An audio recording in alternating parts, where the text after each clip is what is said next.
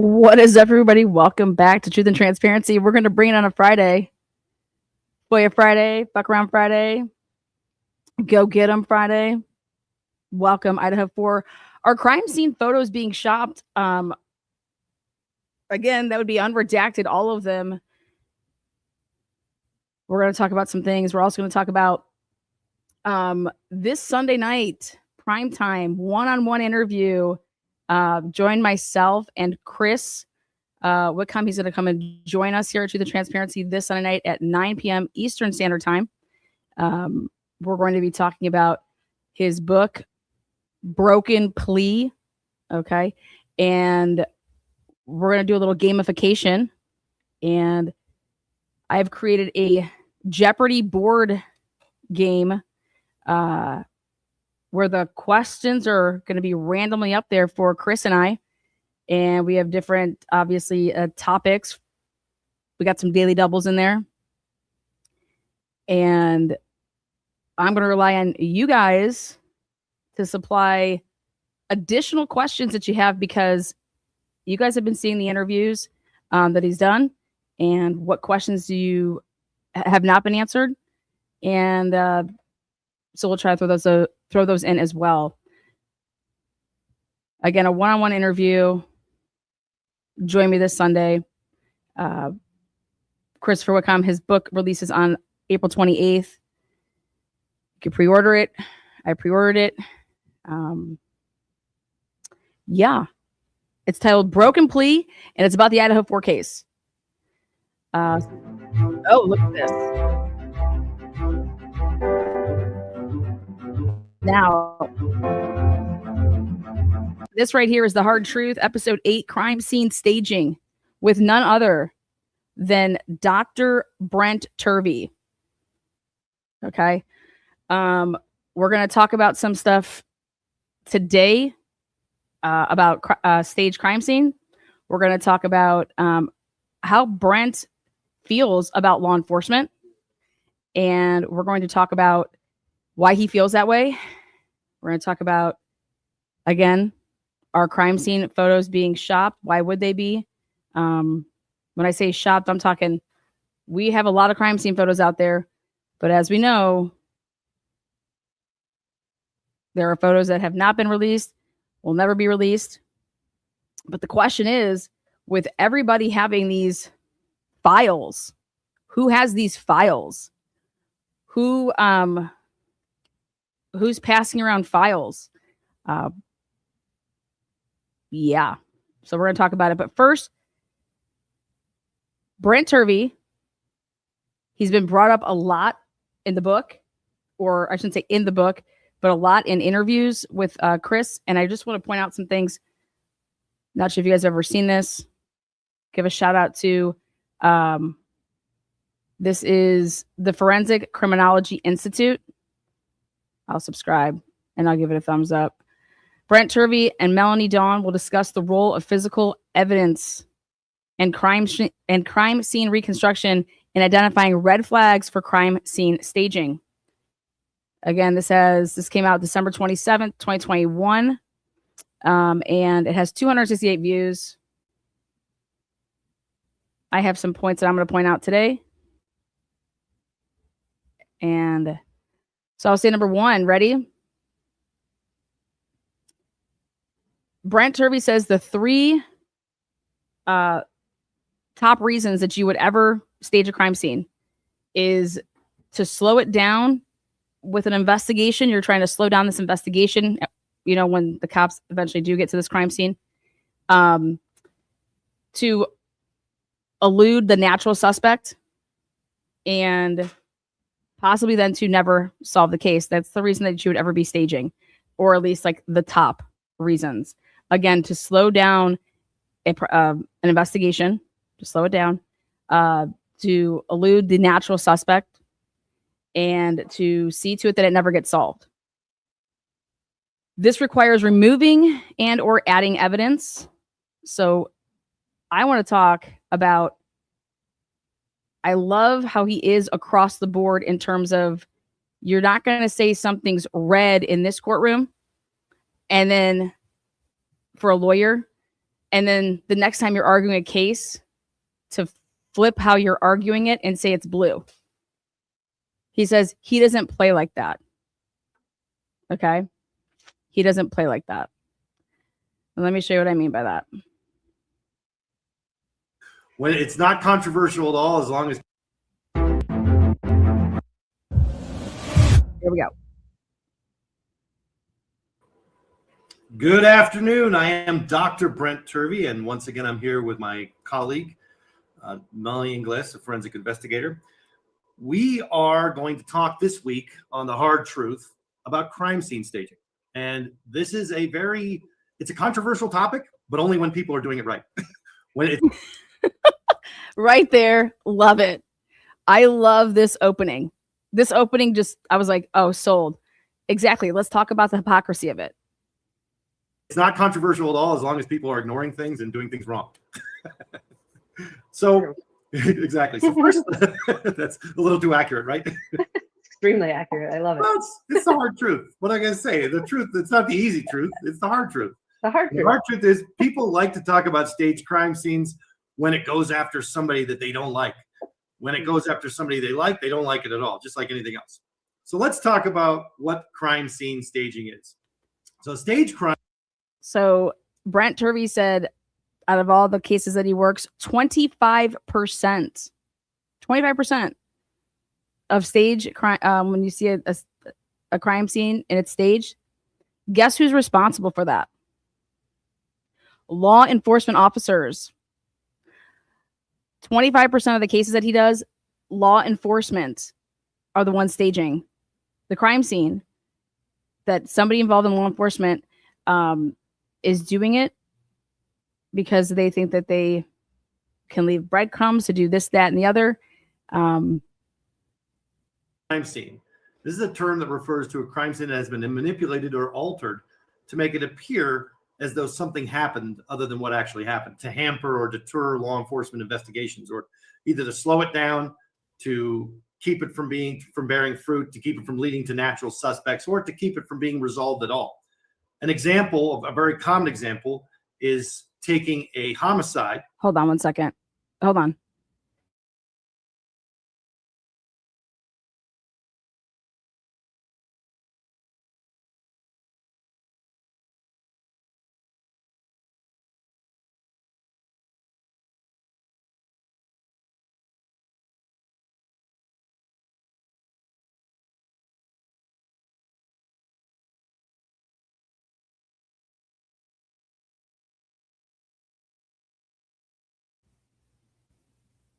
All right, back at it. Someone has been killed by someone else, and the person who commits the homicide then stages the crime scene, rearranges the evidence, removes evidence, adds evidence, changes evidence, so that it appears as though it might be a suicide. There's a lot of ways this can be done. I have a lot of experience working these kinds of cases, but the reality is that it is not something that's that uncommon. People think it's uncommon because most of the people who are responding to crime scenes or responding to reports of crime or death, they're responding based on what they've been told by 911. Boom! Boom! I was like, you got to be kidding me. Here it is. Boom, right there. We're going to talk about this. The 911 call influences anybody naturally. And obviously the first people that are going to be responding to a 911 call are your first responders, your police. Right there, boom, the 911 call. Okay. I have a great friend named Ron Miller. He's a former student. What I love about this is this was filmed and talked about in December of 2021. So this is pre anything to do with the Idaho4 case. Paul Kirk, the forensic scientist we talked about before, the father of sort of forensic science in the United States. And he said to me, most homicide or most crimes are solved by 911. 911 gets a report of a call from somebody, and they say, "Oh, my wife killed himself," or "My husband, he had an accident," or something like that, and that becomes the mindset. And there's no real investigation. There's no real checking things out. They just go there thinking it's one thing, and then they don't try to see if it's something else. An investigation. They think it's one thing, and they don't try to see if it's something else. Pretty much at 4. That's always bothered me. Pretty much at 4. Not, hey, everything was fine. 2 to 4. We're not going to talk about that. Pretty much at 4. We're not going to talk about anything else. Okay. Well, y'all can do that, but we don't do that here. Okay. Right? Into a death is not automatic. This is why there are protocols. There are protocols set in place that require that every scene, sort of crime scene get treated like a potential homicide. Every death scene gets treated like a potential homicide.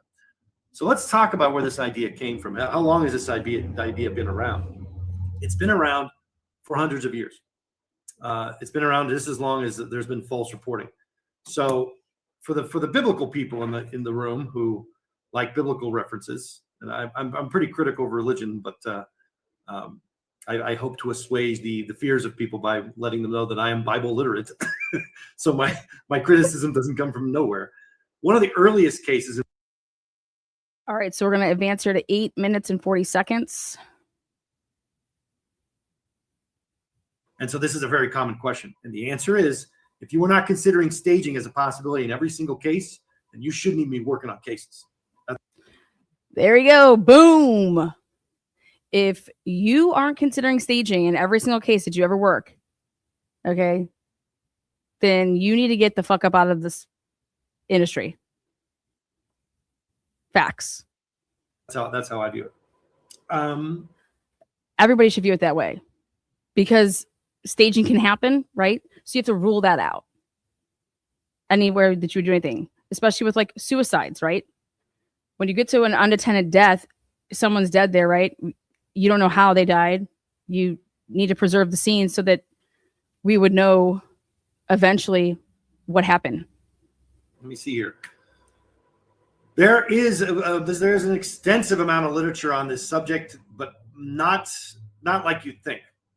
You have to go looking for it. Early on, ever since Gross, nobody really did anything with the concept of staging until much later, until like the early 80s.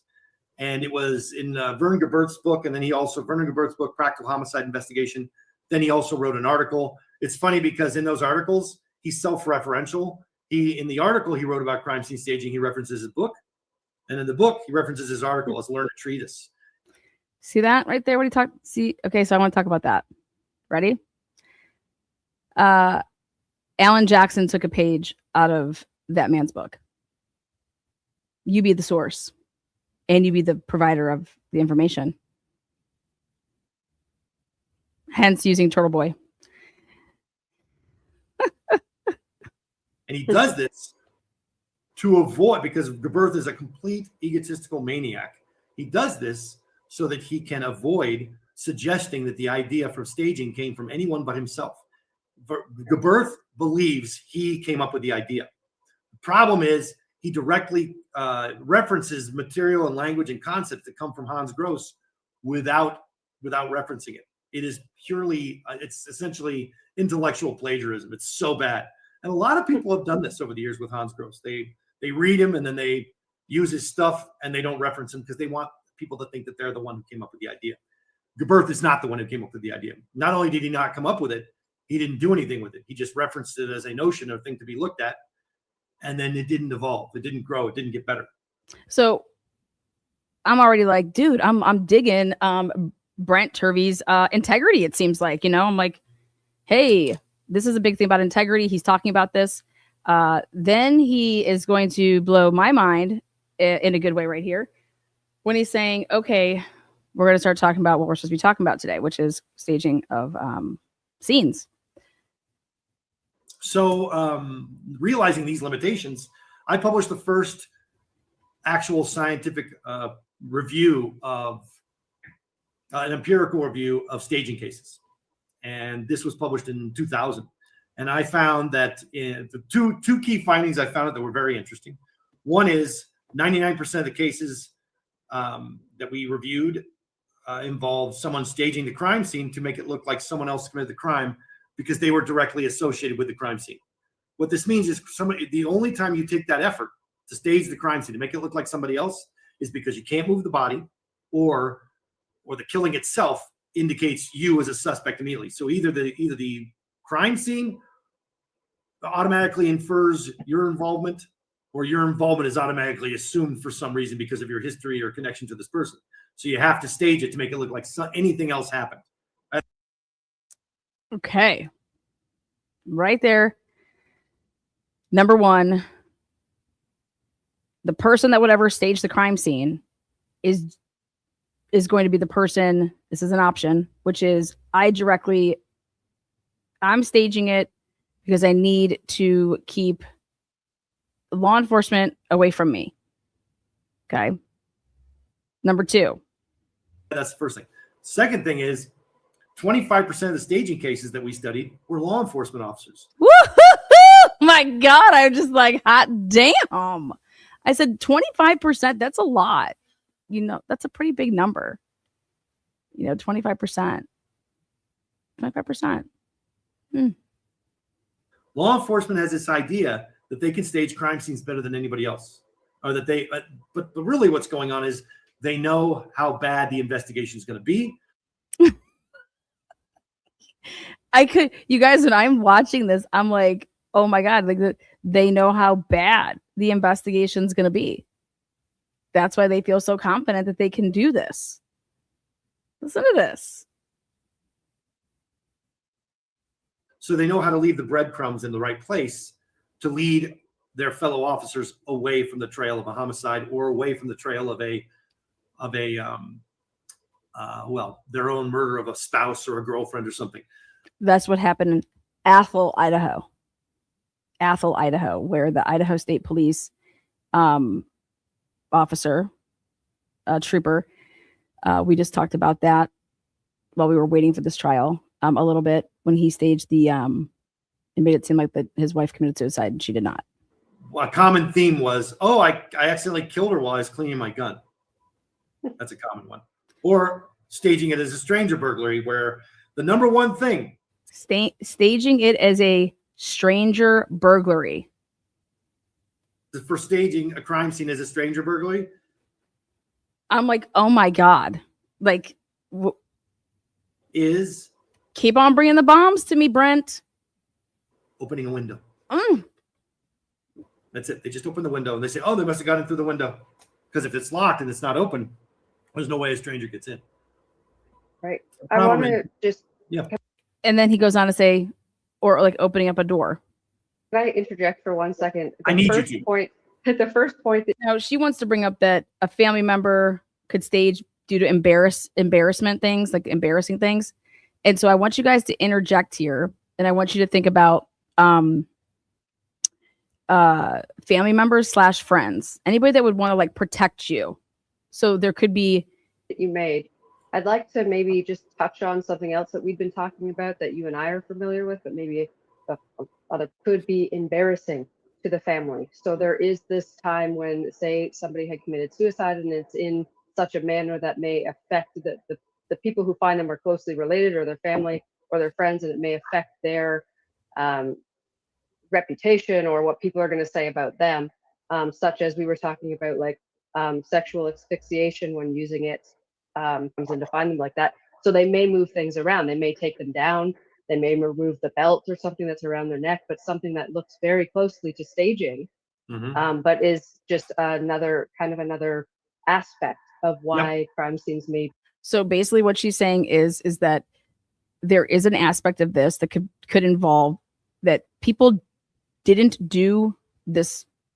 It could be because of a suicide. It could be because of whatever, but family. And I want to know if friends could be put in that category, that you would not realizing that you're staging a scene, but you could be either adding things or taking things away and not realizing that while you're personally doing it, it's also, there has a different type of effect though, from the standpoint of the criminal procedure. Be moved around as well. Yep, an autoerotic death is a very common, that's the finding you're talking about. Autoerotic death. It's very important to know that when family members encounter these things, they are happy to move things around. They are happy to go in and take things. They either take things out of the scene, like you said, that are embarrassing, or they add things to the scene to make it look like something else. And that's not an uncommon thing at all. We have to be able to see past that. See past it. Okay. Now, 1319. Please listen up, everybody, everywhere. That's the thing that I think that gets lost in translation here is that we have this obligation to actually do the investigation. We have this. Imagine that. We actually have this obligation to actually do this investigation. Okay? We have an obligation here. If you're involved in law enforcement, you have an obligation. This obligation to actually make sure that we're collecting all the evidence and doing the actual reconstruction and not go in thinking that we know what happened because we heard a 911 call or because a client told us, you know? So he says it from both aspects here. I don't want to hear from what the client said, and I don't care about the 911 call. If that's how you're gauging this crime scene or this crime, you're failing right there. I couldn't agree fucking more. Okay? Period. End of story. Like, do the work. So I appreciate that input. We're going to get to that in a second. I think it's going to be fun. It's going to be a lot. It's very interesting. It shouldn't be a controversial topic, but it is, right? Right. That's what I was like. He's like, this shouldn't really be a controversial topic, but it is. And I'm like, yeah, why would that be like it? Why do people have a hard time talking about this? Let's listen to this. Because what you have to acknowledge is law enforcement aren't trained to look at to determine whether crime scenes are staged. Law enforcement essentially are the ones responding, and we are pretty tough on law enforcement here in this group in this podcast. And I said, just in this podcast, and he's like, in the work that we do. But the reality is, it's because they're the only ones who have the authority and the resources to respond to crimes, reports of crime, and do the investigation. And when they don't, and they ban everyone else from doing it to hide their own ineptitude. We're very critical over here. I'm like, where can I fill out an application here? Okay. Because it could be with this line of work, who's ever responsible and has the power, that's who you're going to be critical of. Okay. Because it starts with who. And so since this is the genre of field of career that I've chosen, yeah, of course that and you have to expect that. So like as law enforcement, you have to expect going into it that you're going to be highly criticized, or don't fucking come into this line of work. Just like any other, an athlete, a pro athlete, you're going to be heavily criticized. A GM owner of, don't go into fields where you can't take that. Okay. There's ownership, accountability, right? Character, all these things. And you have to do things a certain way because you have to be able to, your case has to be able to stand up to the scrutiny, stand up to cross-examination, right? What do you think? So why would you ever get into this field, right? So that's why people are highly critical, because you need to be highly critical because they have the power. Law enforcement has the power. That's the problem. So my answer to any critics would be, if you don't want me to be critical of law enforcement, then give that job over to someone else who's competent. I was like, dude, where can I sign up? Ineptitude. That's the problem. So my answer to any critics would be, if you don't want me to be critical of law enforcement, then give that job over to someone else who's competent. Mm-hmm. And stop pretending that you're competent. That's right. And when I started the whole law enforcement journey with recruitment and things like that and doing ride-alongs, I saw this early on, that what you're referencing is like the case was solved through the 911 call. Because we'd get sent to a call and they'd say, well, it was a suicide. The parents said it was a suicide. And we would go into that crime scene and that would be it. I would say, well, aren't we going to look around? Like, what are we going to do about this? Well, nothing. It was a suicide. They said. The parents told 911 operators suicide. We handle it as such. So you're not going to do anything. We're not going to conduct any sort of investigation. We're not going to look around. Nope. It's just closed. Okay. Yeah, because the family member says something, that becomes evidence, right? Yeah. If a statement is evidence and it's treated on par with physical evidence, and so they can basically, they get carte blanche to ignore the physical evidence and not do a physical evidence investigation. So and that's exactly what was done. Yeah. Yeah, exactly. And in other countries. So Ta-da! Ready? What does this mean for this case, Idaho4 case? Well, whatever Dylan and Bethany said, it's what happened. It's just like, wait, what? Right? That's what everybody's bitch is about. If you ask anybody about the Idaho4 case, let's just be real, okay? Take Bethany and Dylan and just remove their statements. Act like just remove it. What do you have here? What time did this happen at? You don't have anything except speculation on that you think that, because then I bet you officers would sit down in a room, okay, and be like, wait a second, so this car did it, but this car's driving around, but then it stops for a little bit, but then, so it's there for just 10 or 15 minutes, and it goes in and does all of this and cleans up and does all of this. Think about that. So that's how I think I've said it, I mean, until I've been blue in the face. Remove Dylan, remove Bethany's, and anything that they have to say, okay? And what do you have? How critical was Dylan to the timeline and probable cause? But if you actually would have vetted what everything was going on and being said and looking at the digitals, that's why right here what he's saying is same thing with the 911 call. Does it matter what people are saying to you? What is the evidence showing? What is this investigation revealing? I don't care what people say. Okay? And in fact, why don't you show the evidence then to show and prove that, hey, what that person says doesn't match this? So I'm picturing Brent Turvey here, Dr. Brent Turvey, being called upon in this case from Anne. And now I see how like he holds people to the fire, right? Well, we're going to start from the beginning. We're going to do everything from the beginning, right?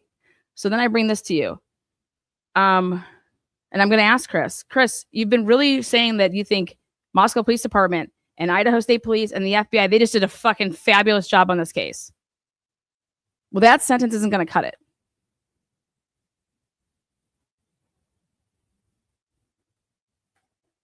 You want to know why? Because this isn't what I think is fabulous. I did pros and cons on this.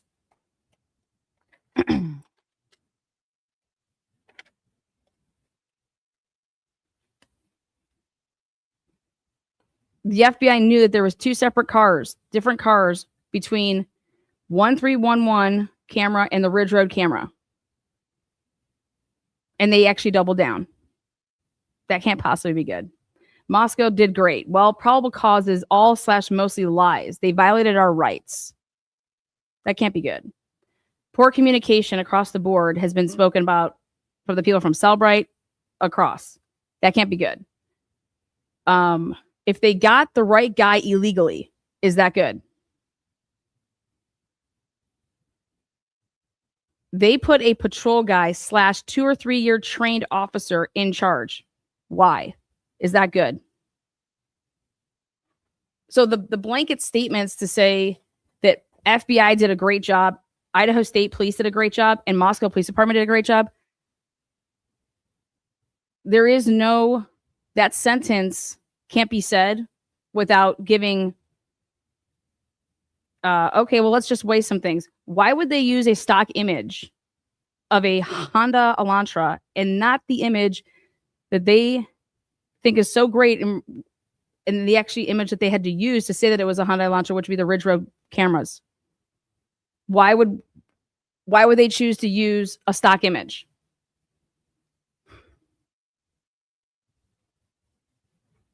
What are the pros and cons to that? So I guarantee you that if Dr. Brent Turvey was Chris's source, then I have so many questions to ask about that, because Brent Turvey is not going to be saying that Moscow Police Department, Idaho State Police, and the FBI did a great fucking job. So Chris is not getting that from Brent Turvey. So we'll see what Chris says about that, about how he determined that Idaho State Police, Moscow Police Department, and law enforcement, whoever worked this case, did a fabulous job. Because They didn't. They did not. They just did not. And that includes Bill Thompson. But you're going to have to give me examples as to how and why you think that they did a good job. Why is Bill Thompson on November 28th, 29th, and 30th out doing whore tours, media whore tours, and telling people that if they knew what he knew, they would send their kids back to school. And it's safe. That's absolutely asinine. November 28th, 29th, and 30th. I'm going to show him some clips of Bill Thompson. And then we're going to talk about, well, Bill Thompson knew all the lies that were in the probable cause. And then after the arrest of Brian Kober, he comes out on the podium and says to spread it far and wide. Bill Thompson, in my opinion, from day one, wanted this case moved. And he did everything he possibly could to actually have it moved. Because that's where, down over there in Boise, that's where this is going to be cupcake nice in that plea deal. Or I don't think Bill Thompson knew. I think he knew from jump this was never going to trial because he knew what he did in this case and that it could never go to trial. So the term broken plea, if I wrote a book, plea deal never on the going to trial was never an option. Name of the Idaho4 book. Going to trial was never an option. And it would look like Bill Thompson created that himself. And you could lay a nice little timeline, a nice little paper trail to show that it was Bill Thompson. I mean, you guys saw how red he got when Ann Taylor, her slide and next exhibit, Bill Thompson in his press conference when he said, spread it far and wide. See how red he got? Oh my God, I object to this. This is not need to be seen. Bill Thompson. And then Bill Thompson is letting the families catch the fire, though, for it. The families are out here running around making so that, you know, there's not a trial here, blah, blah, blah. Bill, come on now. But Bill Thompson was part of let that witch hunt happen. Bill Thompson, these investigators let Jack Showalter be literally, they allowed him to be prey for the media, for the people that were watching all the shit to go after, because all you had to do is show that he walked with Kaylee and Maddie actually to the grub truck. Everything would have been.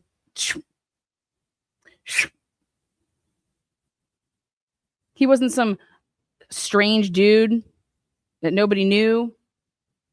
And Maddie and Kaylee get to the grub truck, and then he comes, you know, after, not with them.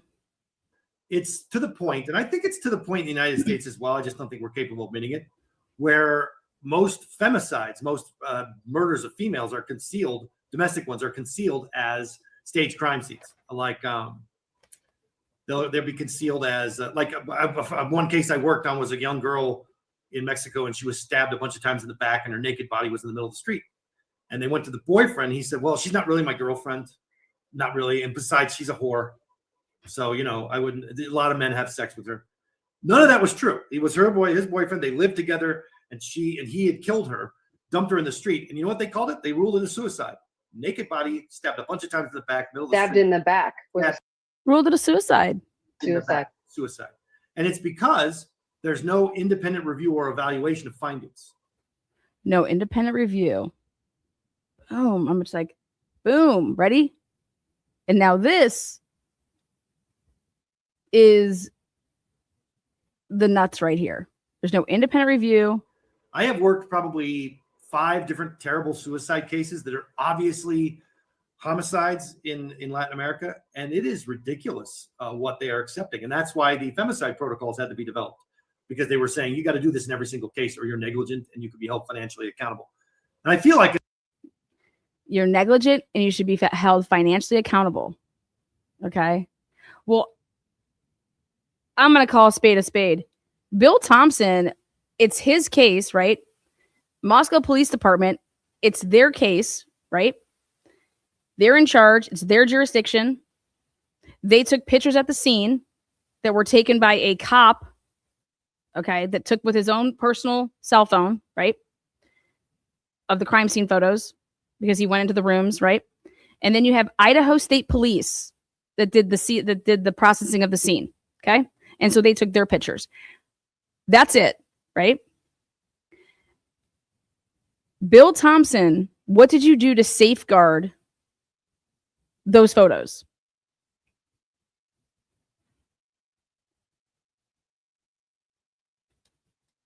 Moscow Police Department, what did you do? Idaho State Police, what did you all do? What was your protocol to make sure? Because the title of this episode is Idaho4, are crime scene photos being shopped?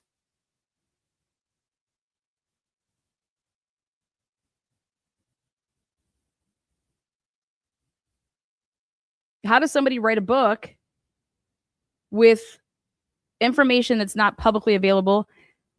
How? Because of a leak, right? Because people are passing people's stuff around that should have never. Well, I want to talk about the crime scene photos. How were those crime scene photos viewed? People were just pressing during this investigation. Here's a file, send it to this person, send it to that person. Here are these files, like drag, put them in it. Here's this link. Here's this. I mean, let's talk about Bill Thompson. Let's talk about the photos. Let's talk about the crime scene photos. They were in your possession. Well, Idaho State Police and Moscow Police Department. Only people that take photos. So we hear the FBI. FBI has all these files, right? Well, the FBI didn't take any of the photos. Idaho State Police had the photos. CSI people, right? Moscow Police Department, they had the photos because we saw him go around and take however many pictures there was that he took.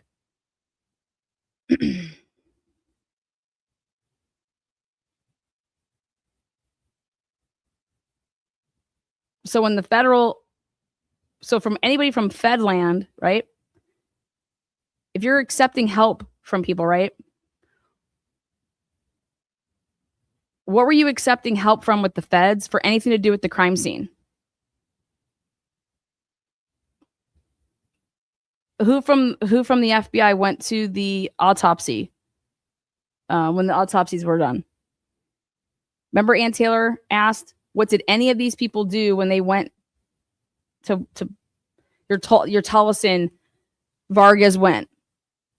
What did they do? What did they take with them? Did they take any notes? Did they take pictures? No, they didn't do anything like that. Okay, so what were they doing there? That's my question, but okay. Was there anybody there from the FBI? So then you have the autopsy photos. Who took those?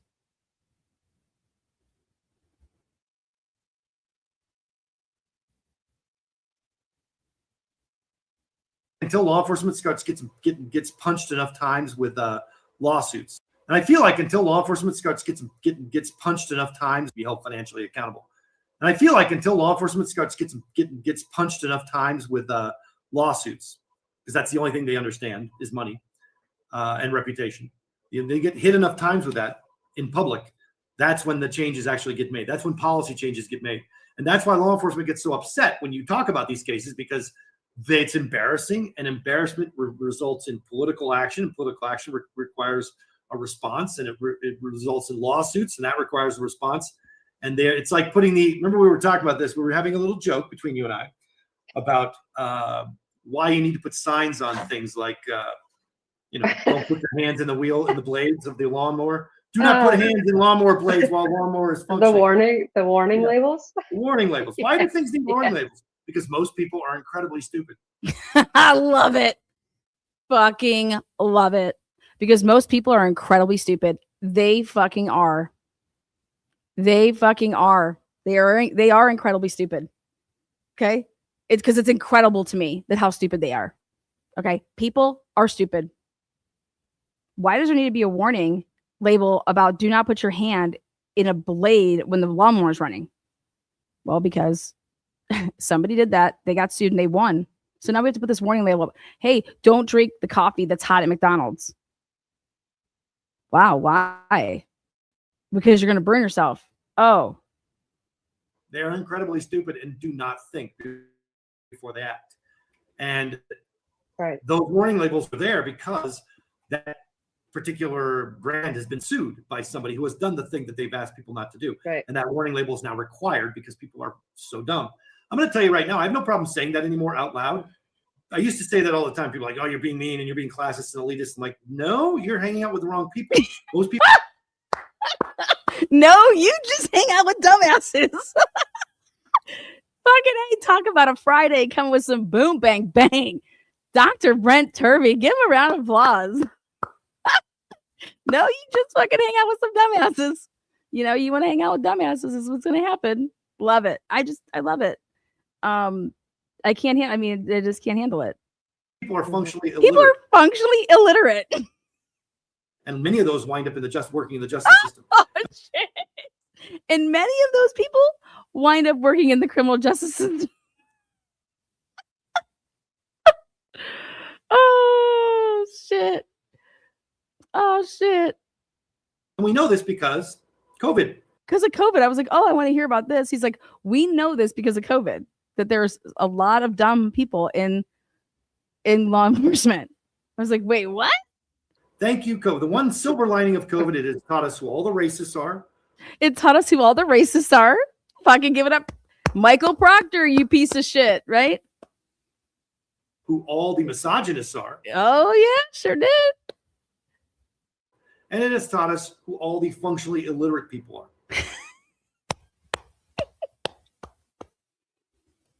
Because you can divide it up very rapidly between people who are taking care and people who are not taking care. People who believe it's real, people who do not believe it's real.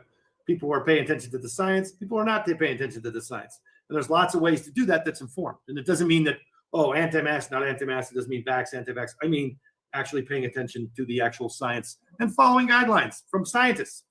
That's right. Instead of just making up your own. Instead of just making up your own shit. This is whether you're a government or not, right? This is a conversation. Love it. He's having a scotch or a whiskey. I love it. Dude, Dr. Brent Turvey. Dr. Brent Turvey. Totally would have steak and scotch with this man. Okay.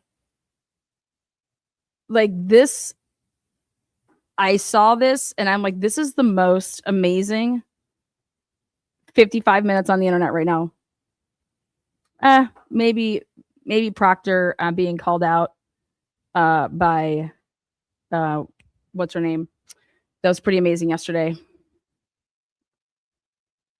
That can't even be brought up anymore. I'm finding we are way past the point of having any empathy for any other human being when it comes to this specific topic. What I see the person, and that's the first. Okay, so next, their own research is not actual research. They actually don't understand their own protocols. They haven't. There we go. The fact that most people are. The point is, we are dealing with people who are not that smart. And the point is, we are dealing with people that are just not that fucking smart. Yes, I was thinking, I was like losing my mind there.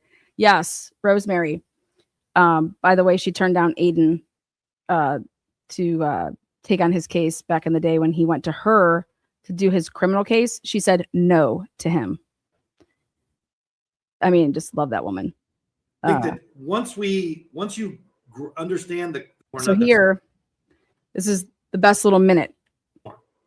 And I think that once you understand the fact that most people are not paying attention to the science, they don't want to take the time to do their own. They're doing their own research. It's not actual research. They actually don't understand their own protocols. They haven't read their own guidelines, their own Department of Protocols. They haven't read any of the scientific literature related to staging or anything else. Or anything else. And you guys, the body-worn camera is evidence of that. Okay? The evidence is the body-worn camera of MPD. You guys don't know what the fuck you're doing. You guys do not. It's like, what? Like,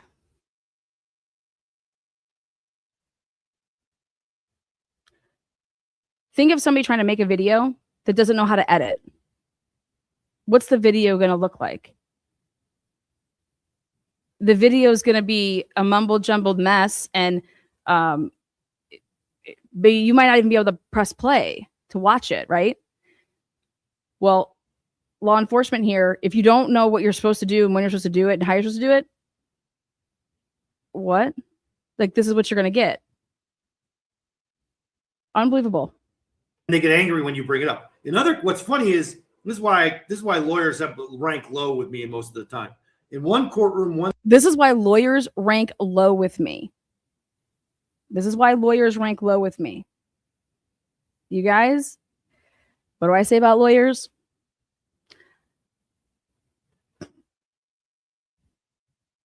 They're all hypocritical. I mean, they're all hypocrites. one day, if it benefits them, So here, listen or anything else, and they get angry when you bring it up. What's funny is this is why lawyers have rank low with me most of the time. In one courtroom, one day, if it benefits them, they'll say staging is the most important thing, and you got to do it, consider it every time. And here are all the things you got to do to look at it. The same lawyer will go into another courtroom on a different day and say the exact opposite thing. Mm-hmm. Just because to make whatever benefits them, right? Yeah, it's whatever benefits them or their client, whether it be the state or a defendant. Right. And I have no time for that. I don't. And I have no time for that. A motherfucking man. Again. Amen. I have no time for that. Like, it is or it isn't. You know what I mean? The heck's going on here? No time for that. Participate in that kind of nonsense, whether it's my client or not. So let's talk about the literature. Like I said, law enforcement's 25% of the cases that I've reviewed. Most common thing is just opening a window or unlocking a door even, but mostly it's opening a window. And then a lot of the cop ones are, oh, my wife got shot or my husband got shot because I was cleaning a gun. Or we heard the unlocking a window, opening a window. You just said door. My favorite one. I thought there was an intruder in the house. No, I thought there was an intruder in the house. You fucking didn't. No, you fucking didn't. No, you fucking didn't. I thought there was an intruder in the house and I shot my wife. No, you didn't. What about when people go through the house and just make a complete mess of it, just to look like a robbery? Is that something that's quite common? It's called ransacking, yes. But so I love this because the question is when somebody goes in a house and makes it look like a complete mess. Well, so Idaho4 case, the house was already a mess because it was a party house, right? But here, they would just went ahead and said, well, we want to clean up those stuff, right? So, like, think about this. Like, why? As well? It's called ransacking. When the house appears, that's one of those common ways that a law enforcement officer can detect staging, as they say. The place appeared to be ransacked. Right. And therefore, but it was ransacked wrong. Okay, so what does that mean? It means that, like, I had one case involving a FBI profiler who said, this is one of my favorite ones. It's California versus Jennifer and Matt Fletcher. And Jennifer's husband was killed during a home invasion. And they claim she killed him. And she's actually still sitting in prison for this crime right now. Basically, she claims that she was in the bathtub with her son, and the son was she was bathing him and all this stuff, and the people came in and shot him, and she was frightened with her naked child, and then she just waited for them to leave. FBI profiler Mark Safrick got involved. He actually did a TV episode about this for his TV show that they had to pull because it was so full of false information because you can't get it now. Anyway, he did a TV show about it. Basically, what he said was, well, first of all, I know she was lying because one, there's no dirty water in the bathtub. If you're taking a bath with a child, the water's always dirty. And I'm like, you stupid? You never. Are you stupid? Dude, Brent Turvey, my man. God. I will be interviewing this man. And not only that, we are having drinks while we're doing the interview, or we're not doing it. Number one. Number two, we will have steak dinner at some point in our lives. And the next case you take on, I want in. I will give my services free of charge because I do think I'm one of the best. And I want to learn from somebody that I think is one of the best. And fucking A, man. I'm not gonna. I want to do it with people that are fucking on my same level, man. This is amazing. I mean, what he's speaking here to me, it's like talking to Cyree, just I can get down with this shit. And obviously, you've never had kids, so you don't know Clearly. that kids take a bath just to relax. There's not a lot of dirt in it. The water's very shallow. You take it to relax, to get them ready into the mode for going to bed or taking a nap or something. There's a lot of reasons to take a bath that had nothing to do with being dirty necessarily. No. Or it's just a quick way to clean like some shit off their face. This is what parents do, right? You've done. I'm sure Get off their face.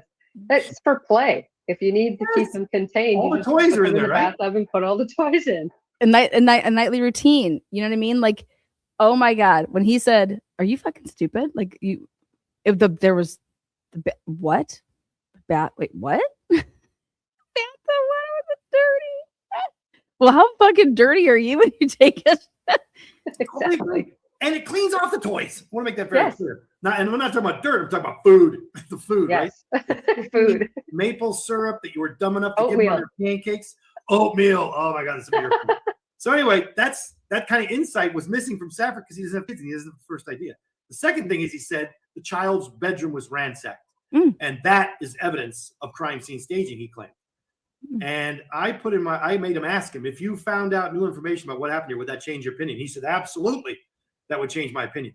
So we asked every single officer, because the kid was naked, right? Mm-hmm. So I said, aha.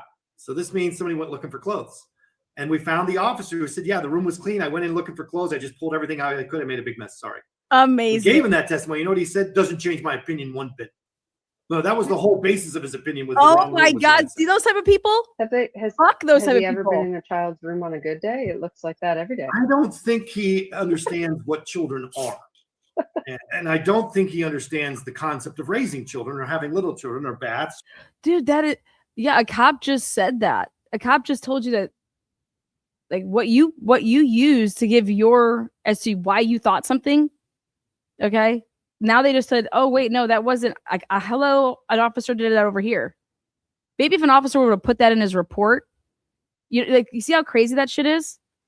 But then still, when you give somebody like that the information, then they want to double down. It's like, you know what? Bring it. Those are the type of cases where I see shit like that happening that I would want to be involved in. I'd want to cover, that's what I mean by being involved. I want to cover and I want to expose the dumb fucking people out there, okay, that have these titles next to them as expert or FBI or law enforcement. Fuck that. You're dumb. I don't care what you have next to your name. You are a dumb person. You have no fucking brains. You're dumb. I don't care what you have next to your fucking.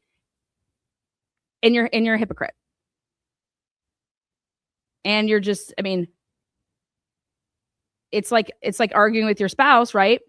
And then you show them like, here, you want to see my phone? Go ahead. Oh, you really weren't sexting with anybody. And then they find another reason to be pissed off at you, right? And it's like, you know what? Suck all my titties. I'm out. They find a different reason. Or even because the next thing he said was clearly not. The husband's gun, his service weapon, was in the closet across the hall, down the hall, in the bedroom, at the top shelf in the back of the closet was the service revolver. And he said, if it was me and my child, I would have done anything I could to get to that gun and kill those offenders. And that's also evidence of staging on his part.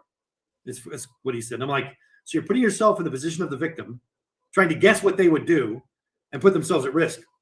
When you don't have kids and don't know what having a kid means, and you don't know what the fear that's going through the mother's head when the first thought is protect the child, protect the child, protect the child. Right.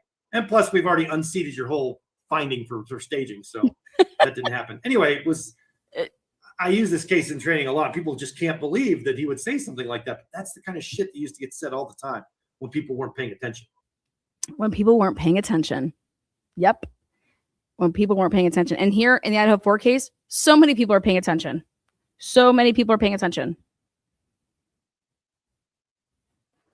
So there is this concept of staging. There is this concept of ransacking, but you have to understand to understand what ransacking is. You have to do a lot of things. First one is find out who all the people were there, who touched what, whether it's related to medical intervention, whether it's related to search for clothing, or whether it's related to something else, some other event, or whether, like in the case we're going to talk about today, the Mullen case, they were claiming their house was ransacked. I'm like, how? What was searched? there was a bunch of stuff dumped on top of her, but no search was conducted anywhere because there was a bunch of files and folders and dishes and clothes everywhere covered with a layer of dust, meaning none of them were touched. But it was because the house was in such disarray, and she was clearly a hoarder, And they made the assumption. That's right. They make that assumption. But when you have dumb people making assumptions, God, I can only imagine, and it's made the assumption. So after I did I published my paper in 2000. We put it into a textbook. We made it a little bit better, added some case examples, and sort of to refine and develop the idea. Well, then I got the opportunity to. I've been working with Bond University for a while, and one of my interns, who was a PhD candidate at Bond, named Claire Ferguson, she decided to do her PhD on crime scene staging. I'll pull this up here so we can. This is her page right here. This is Claire, and she decided to do her actual PhD on, and called it "The Defects of the Situation," which is a direct quote from Hans Gross. And she did a typology of staged crime scenes, and she published it in 2011. However, like most people, she actually hid her PhD for a long time. It wasn't publicly accessible. A lot of people do that so they can get a job afterwards or whatever. But I didn't see a copy of it for years later. I actually assisted her. I gave her a ton of American cases. I gave her most of her data. I sat down and helped her develop the typology. And then I had to turn in her mentor for misconduct at the university. I had to turn him in because he was engaged in all kinds of misconduct. Holy shit, right? I'm like, oh my God. See, this is what I'm talking about. Integrity. Like, wait, what? You have to turn in, wait, what? What happened here? All kinds of bad things. All right. And I made a list and made a record of them. And because of that, politically, she sort of distanced herself from me. So when she published the PhD, it doesn't mention anything at all about all the data that I gave her or all the help that I gave her crafting or anything at all. It is one of the things about academia that I find so distasteful, is that people get forced to take political sides instead of being honest about what's going on.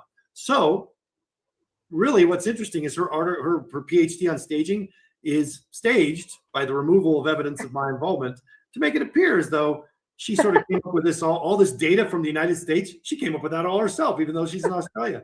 All these concepts and typologies, she came up with this by herself. Must have been her genius mentor. No, because neither her mentor or her have any real experience working actual cases. They're just academics.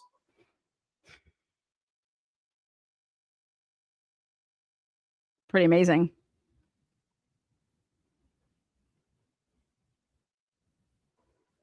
Calling it as he sees it. Talking about how things are political, and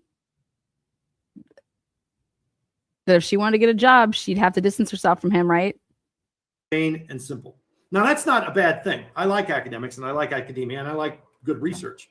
But that was a real chance to do a quantum leap forward. And I read it. It fell flat on its face. It lacked any real texture, insight, or context. There's an opportunity there for all kinds of layered insight and all. Well, that's how it should. It should fall right on its face, right? Because it's basically fake. It's basically now a fluff piece, was what I would call it, right? Because it's not authentic, right? Like there's just all kinds of development. And all this is basically a literature review, an idea of a typology, and no real advancement. And it didn't actually address the problem. It's very politically safe because it doesn't. There it is. Politically safe. Yes. Okay. So now think about the Idaho4 case. Okay. So I have some questions that I'm, been developing for my interview with Chris. I know that Chris has given me a lot of praise and he respects my work, and I'm flattered by that. I'm like, that's fucking awesome. So I know one of my focuses here is on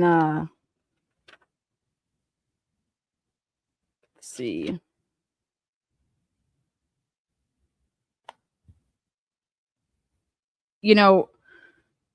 When you're handed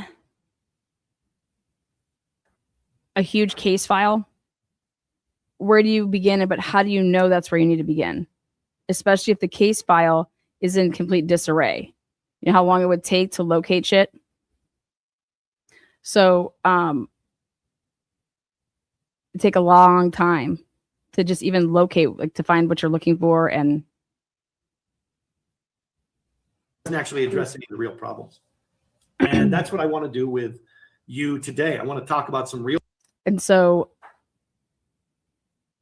when we take, if Idaho, if Moscow Police Department and Idaho State Police and everybody just did such a great job, right? Well, how come people aren't writing police reports on time?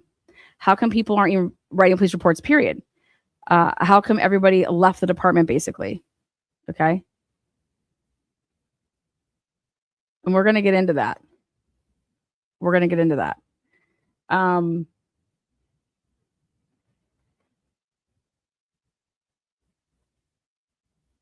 come people left?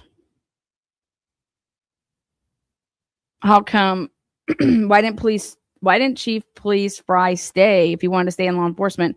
Wait, what do you want to do? He tried to advance his career and go run for sheriff and lost. Now he's out being involved with policing in a different county, right? Why? What's wrong? What did he need to get away from? Or was it that, no, I'm going to use this as an opportunity because he thought, like, I want to be sheriff. And he lost. It's all politics. Problems and a way to reorganize and restructure the way that we think about staged crime scenes, because I think it'll help a lot. I'll be very honest. I have not given this issue the attention that I think it needs in my work. I've given it the attention in terms of considering staged crime scenes, but not in terms of developing the ideas better. So what I want you to do, Melanie, really quickly, is if you could just talk to us a little bit about your experience working on these kinds of cases as part of your residency. Just talk to us about that experience, the kind of case. Okay, so go ahead and watch the remainder of the 30 minutes. You guys can find this episode. It is right here on The Hard Truth, episode 8, Crime Scene Staging, the Forensic Criminology Institute. Give it a thumbs up. I think it's really good. And yeah. Then Brent went ahead and took a seat with this. Good afternoon, everybody, and welcome to True Crime with the Sarge. I'm your host, Joseph Jackalone, and with me today is a very special guest, Dr. Brent Turvey. He is the director of the Forensic Criminology Institute. He has performed casework as a forensic scientist, a forensic criminologist, and he's acted as a criminal profiler for law enforcement, attorneys, and clients around the world. He also maintains a caseload of femicides from Latin America, which we will talk about later on. He's written and co-authored several books, including Criminal Profiling in its 5th edition, Crime Reconstruction, Forensic Fraud, Forensic Victimology, Criminal Psychology, and Miscarriages of Justice. This man has done it all. Brent, thanks for coming on today. Hey, thank you so much for having me and for being patient with my stupid schedule. There it is. So we'll get into that at a later date, though. Okay, now going back over to you guys. Hello. Let's see.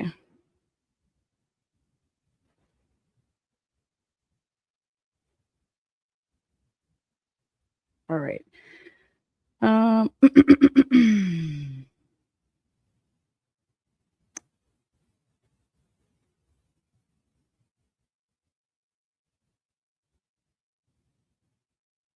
So what questions have you guys not seen that you have for Chris?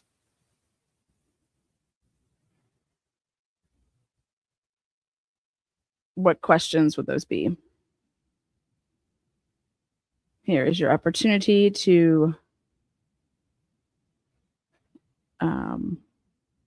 yeah.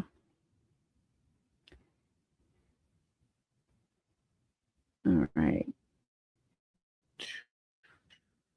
That share? Okay.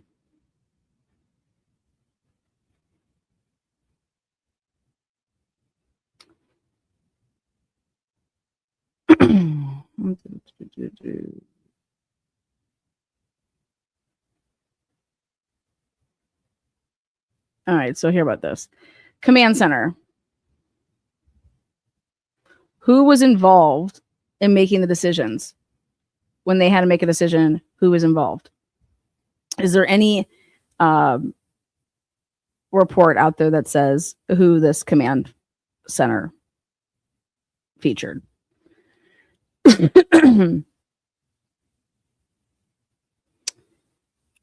Miss Potts says, I have a question. What does he think about Ethan's blood being mixed with others smack in the middle of all the diluted blood in the living room if Ethan never left the bed?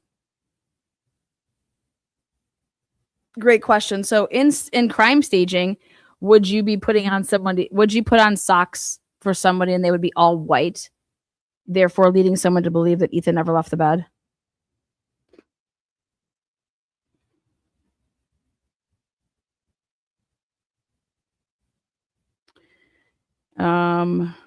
Question, why does he think Queen Road apartment doesn't have doors on the north side? Excuse me.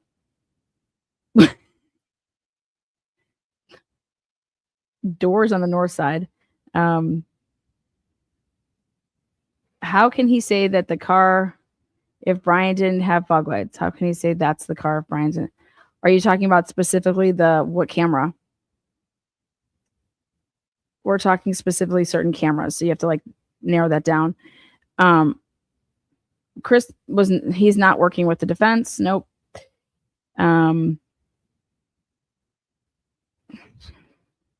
Okay, we'll check those out. Basically what this allows me to do, guys, is I go back and watch this episode and be able to use the comment section during this part of the video and check out all the ones and see what I have lined up, because it's gonna be flowing in a way that's like to tackle the book with, if you weren't following the case from the beginning, right? You're learning the case for the first time when, and then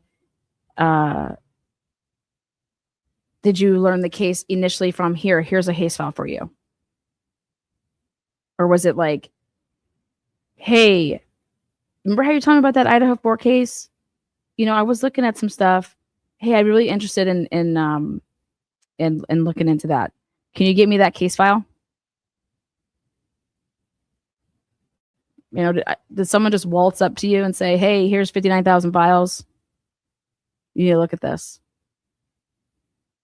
You're truly breaking that down. And I don't want a long answer with that. I just want it to be like, just,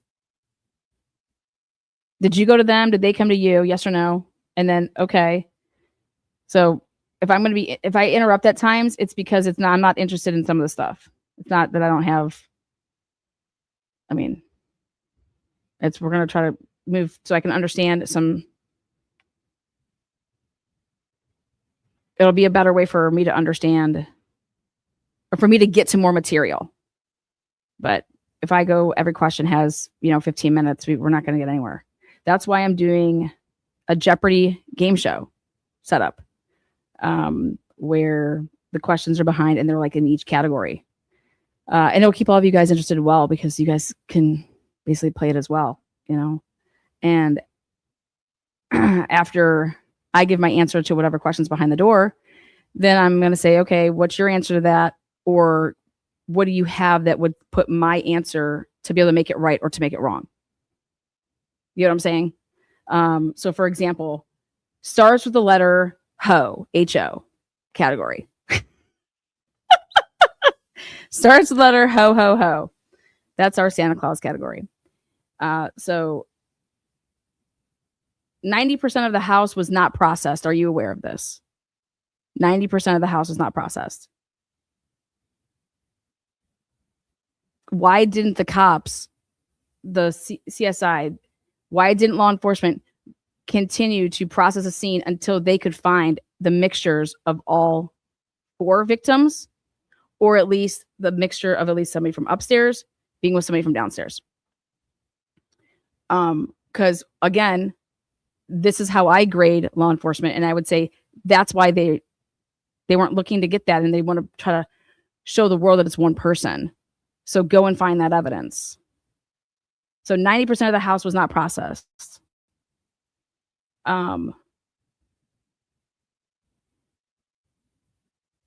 Why was the house knocked down? What's your understanding of that? When did they start the talks of it? Where is there any documentation of them beginning to have the talks of, hey, we need to knock down this house? Because I'm of the opinion, based on some of my sources, that are saying that the house 1000% wanted to be knocked down by the prosecutors because of what I just said before. 90% of the house was not processed, and there's no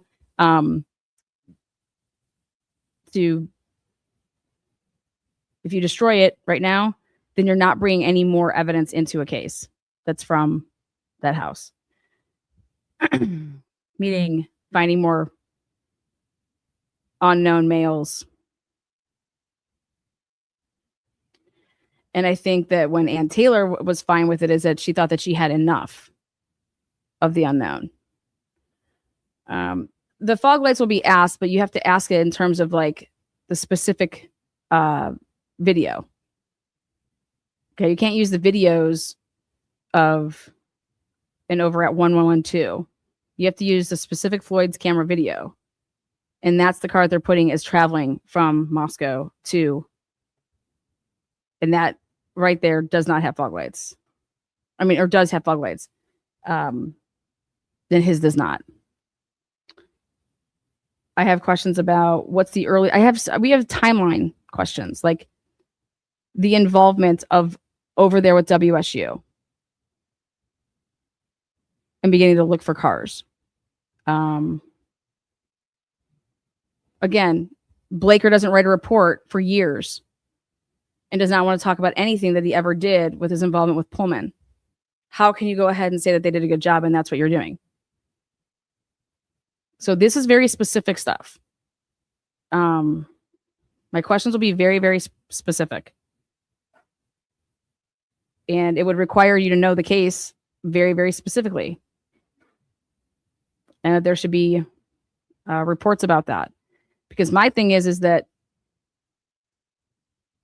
I've went through all the Idaho reporting. The police reports from Idaho, meaning Idaho State Police and Moscow Police Department. There's nothing there. There is no substance there.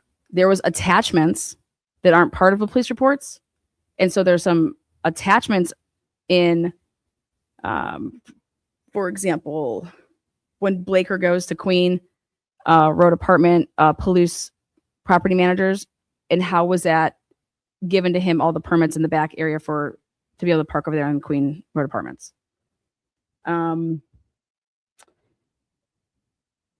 Was Ethan's apartment processed? What officers visited that apartment? Where was Ethan's clothes from the night of being at the Sigma Chi house? Where were those in the room?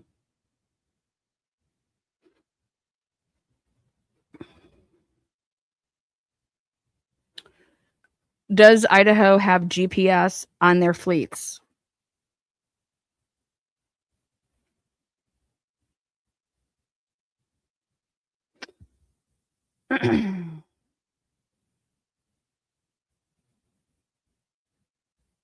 Based off Brent Turvey's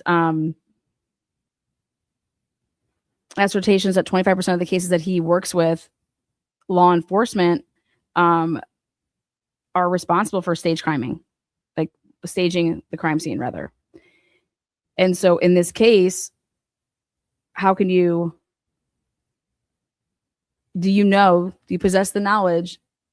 Does Brent Turvey think that somebody in law enforcement would be involved in this type of a crime staging of the scene? Has he ever spoken that?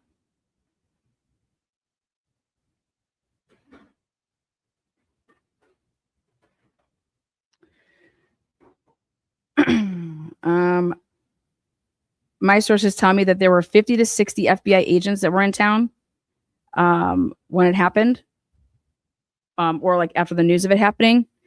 And then within 1 or 2 days, only 1 or 2 dudes stayed. Why did they leave? Isn't it true that Bill Thompson was not working properly with the feds? That he was being given advice and that he was not taking them on with that. And only like 1 or 2 feds stayed back. And I believe their names were Nicholas Balance and I don't know if you want to even call Maria, who's coming up from CDA. You got Ed Jacobson and everybody else you guys were dealing with via emailing. So this whole thing about the feds being on site, who was truly on site?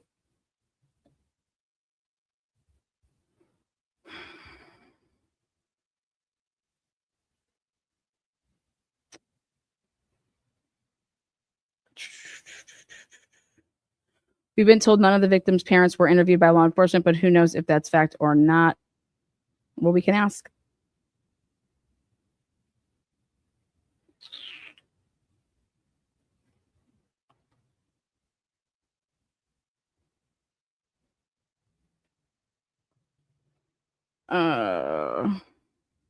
He can talk about Brian Kapaka.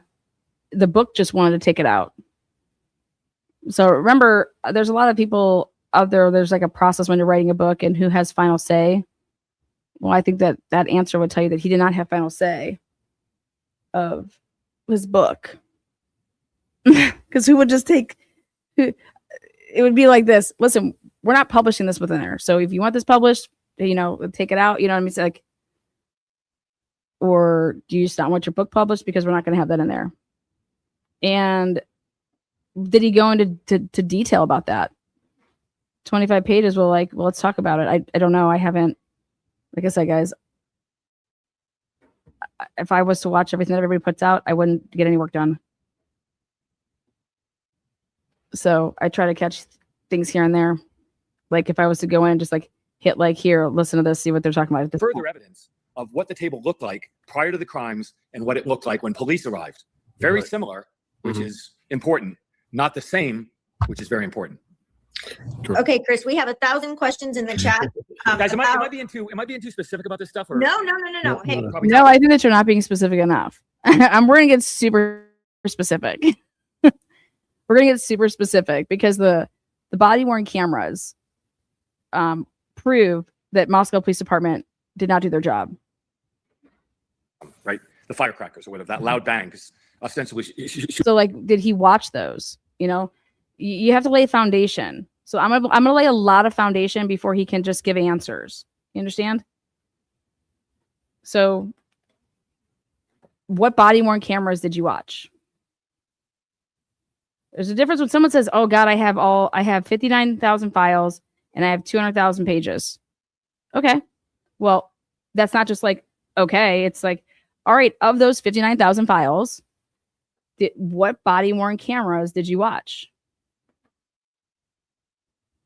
Because then that's how I have to lay foundation so I understand so he understands my question, that I understand what his knowledge is based off of.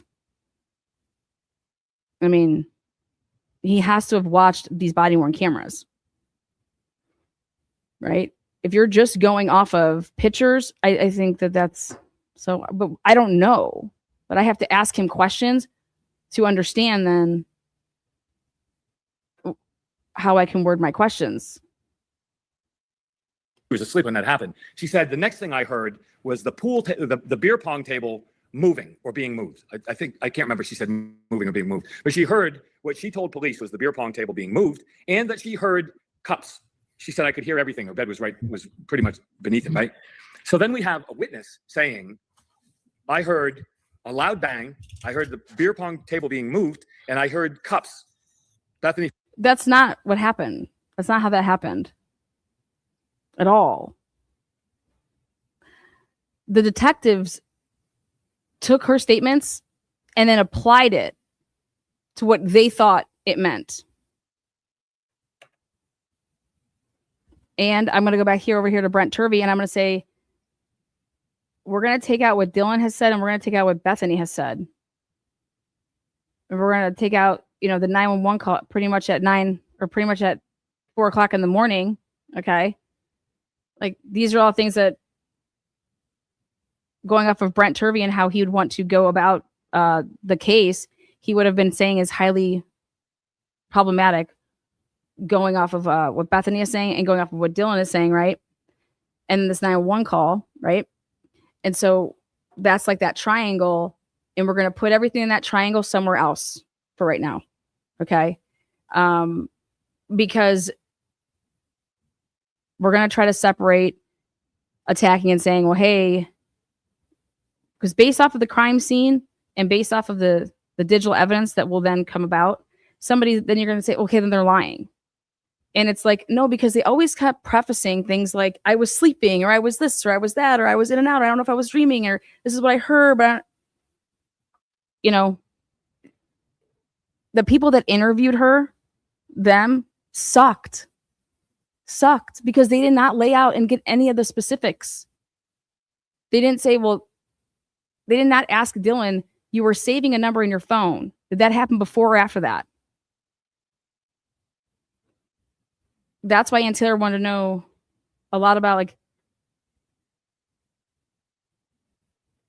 when you know things to be true because you have evidence of something, and then you're not calling somebody out on it. And I don't want to say the word calling out, but you internally know that Dylan couldn't have been sleeping. She was just using her phone and saving a number in her phone. Okay. You know that Bethany called Dylan first. So you know that. Dylan's movements and actions are after she's alerted to the situation by Bethany. That's a timeline flaw, meaning that Dylan cannot say that she was heard and was doing all these things with her phone at like 4:00, just after 4:00. Because, I mean, she can say that all she wants, but that's not what the evidence shows at all. The evidence shows that Dylan was not sleeping. She's saving a number in her phone at 3:51.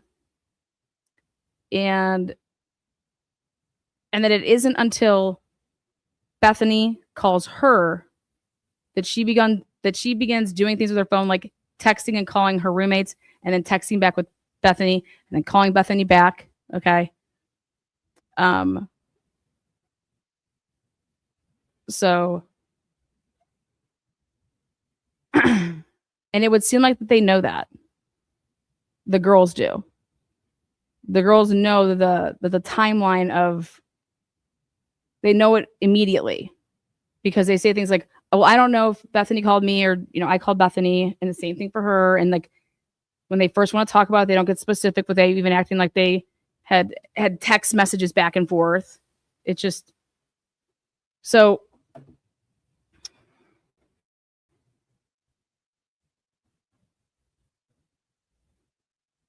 Law enforcement didn't expect Lana to cover the case well and reveals some big problem. It's not.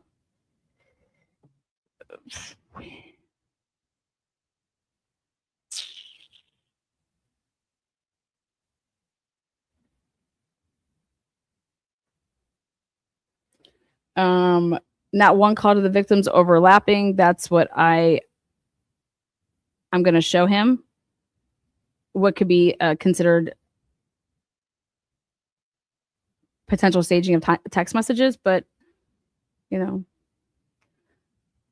I want to know the info he has just for you, Lana. Very curious.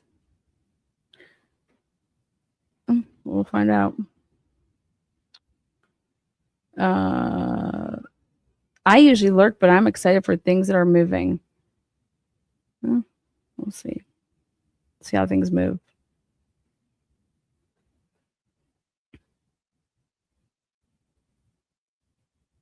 I'm going to ask him if Moscow Police Department, Idaho State Police, or the FBI sought out the Secret Service and their abilities to get into people's phones, because to this day, Kaylee Gonzalez's phone has never been able to be everything that's in that phone has not been received and would not be able to be used if there was like a trial. And so it's like what true efforts were made to make that happen, to be able to get that digital evidence? And the answer is nothing. Again, there's ways to go about things.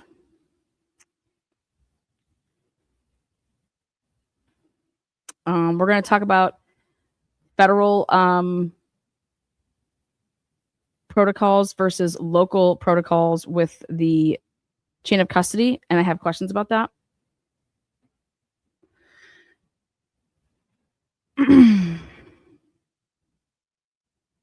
Because there's a way that the feds could tamper with evidence, but it's not in the form of the chain of custody sheet being filled out by the same handwriting. So we're going to get into that.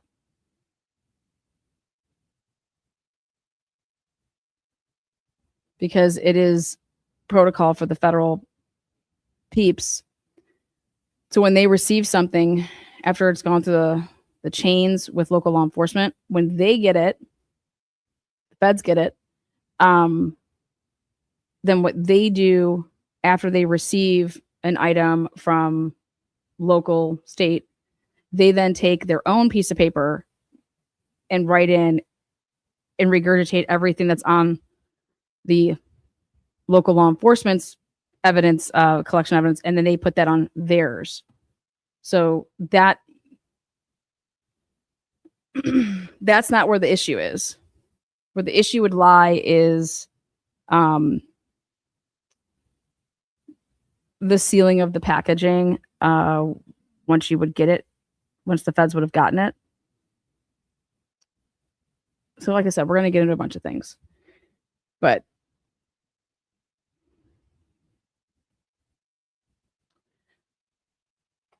so back to this, our crime scene photos being shopped. Okay.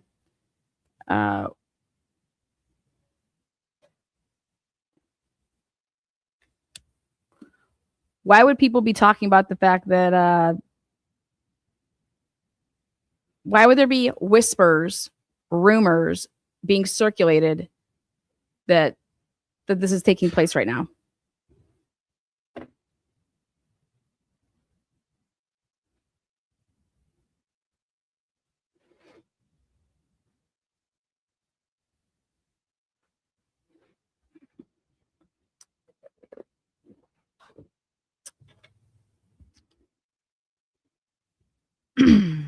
Well, I'm just going to call a spade a spade.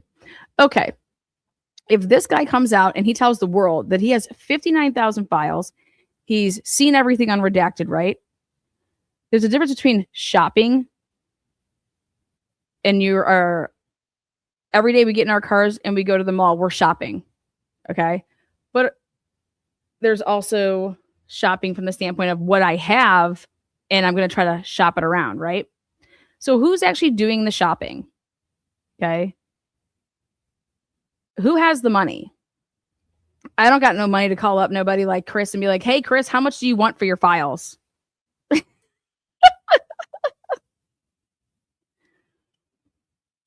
You know, how much do you want for your files?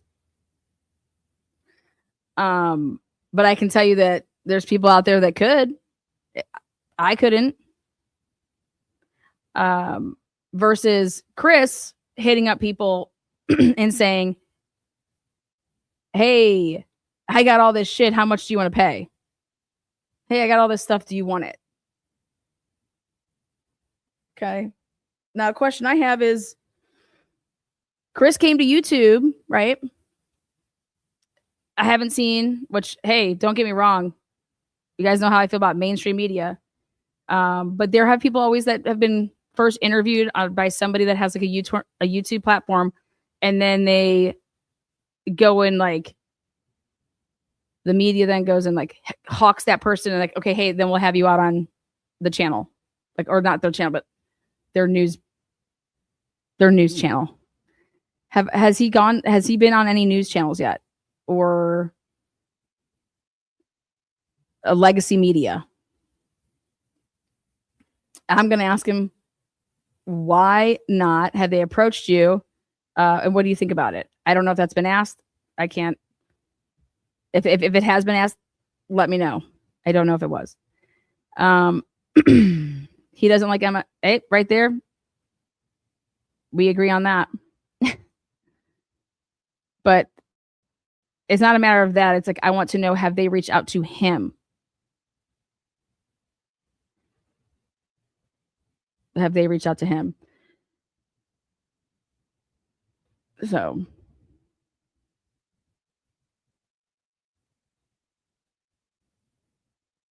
Fox Digital said that they reviewed the Turvey report he had. I haven't seen that. Like, I haven't seen the Turvey report that he has. The only thing that we have is the rebuttal, you know. So I would love to see the Turvey report. Fox interviewed him. When did that drop? I saw that the Idaho Statesman had an article.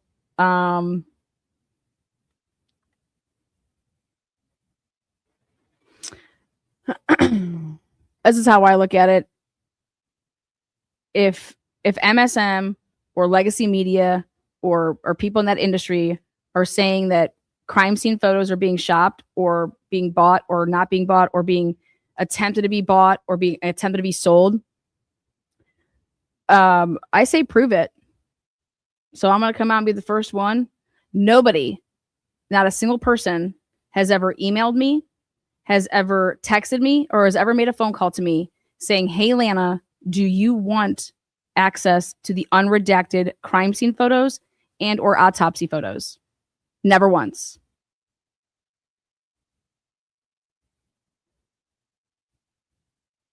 I encourage the rest of the viewers and the rest of people that cover the Idaho4 case to simply say the same statement and say yes or no. Has anybody approached you? Has anybody offered to give it to you? And then, you know what? Include if you've tried to go get it yourself. Okay. I've never, ever approached anybody and said, hey, I want to get those unredacted crime scene photos and autopsy. Like, do you have them?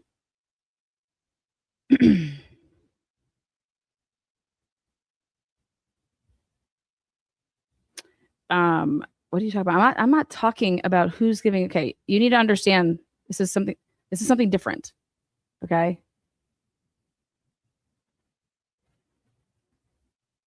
What the rumors and the whispers are right now is that Chris is out here shopping crime scene photos and autopsy photos. And I call bullshit. I call bullshit. I said, nobody is out here shopping crime scene photos and nobody is doing anything of the sort. I'm calling bullshit. And so how I want to call bullshit is, hey, all my YouTubers out there, has anybody come to you and you're going to come with receipts? Produce them. Produce somebody emailing you, asking you, hey, do you want autopsy photos? Hey, do you want crime scene photos unredacted? Let me fucking see. Or shut the fuck up. You hear me?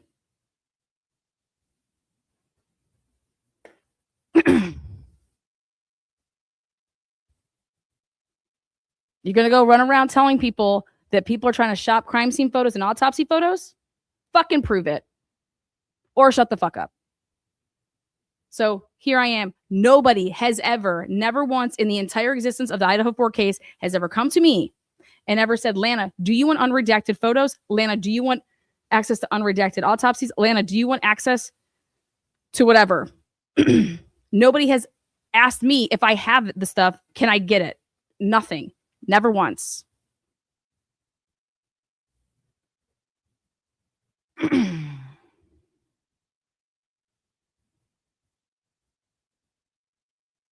Lana, Chris is going to watch this and either be prepared or back out. What do you mean? There's nothing to really prepare for.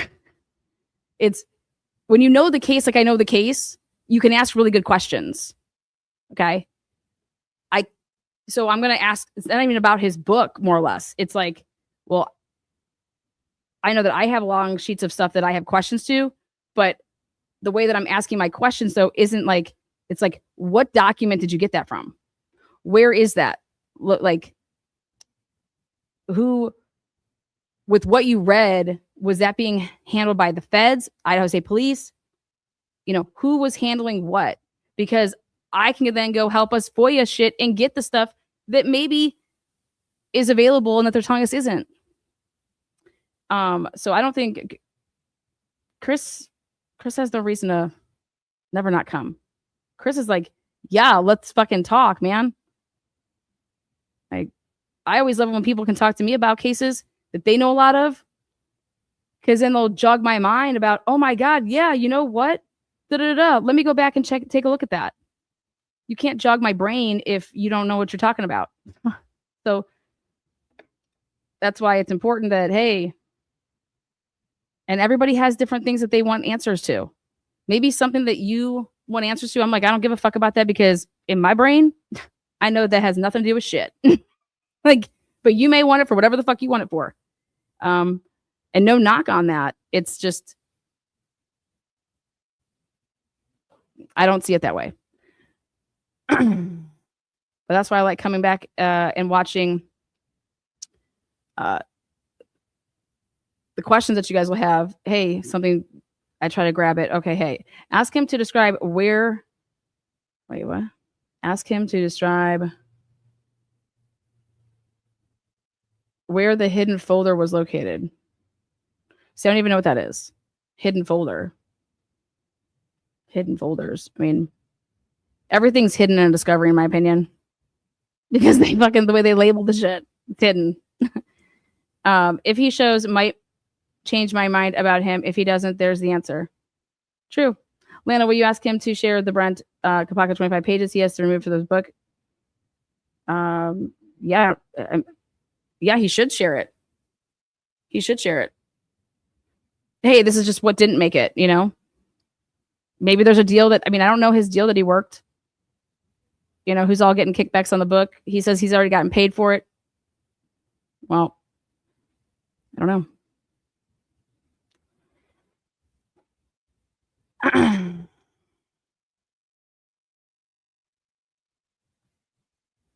I think it's interesting that he could think so highly of the police in this case. Just specific to this case. And see the stuff that we've seen.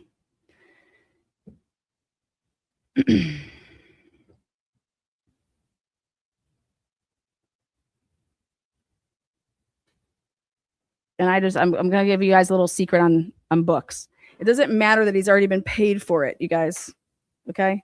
What matters is how many copies he can sell, because it matters how many editions he can sell. If he can get up to a 25th edition, if he can get up to a 5th edition, they're going to have what? Harper Collins is going to be like, yeah, we'll do another book deal together because you sold shit. You know, you could sell shit. So you have to understand, I don't give a fuck that you're not getting any money on the back end on any book that you sell. It matters. If you're a writer, you need somebody to publish your shit. I'm going to tell you how that works, because I spoke to one of the best people about books the other night. Bella! I was like, hey, let's talk about how this book shit runs. She's like, okay, let's talk. So I said, hey, he's not getting any money for any of the sales of any books. Okay, well, then this is how that would play out. He's a writer, right? He's an author, right? You think this is, I'm going to ask him, is this going to be your last book that you ever want to write? If the answer is yeah, well, then he wouldn't care if the book sold one copy or 25 editions. Now, if you want to write another book, you care how many books it sells. You care how many editions. Okay, so listen. Idaho4 is my baby over here, right? I think a lot of you guys found my channel through Idaho4. I've been on this case since day one. I put in a shit ton of hours in this case. I went out and got other cases to help get us more information on this case. And so for me, it's knowledge is power. I want the reports that this man has. I don't need any fucking pictures. I don't want any pictures. Okay. But you're goddamn right. I want all the Fed fucking files. Because that's where all the fucking shit is that matters. Because they all sat around a round table and they all had a talking to each other because they're not idiots. When it comes to, okay, hey, we've been down this road before. Don't use the radio. Don't put things in text messages. Don't put things in emails. Come on. If it's the jurisdiction of Moscow Police Department, why, when Blaker would be getting things, would he not be making a report of it and he not keep a copy, but also give a copy to the feds? He's over here just like thinking he's like an errand boy. So how Blaker looks, Blaker, you look on paper like an errand boy, you know?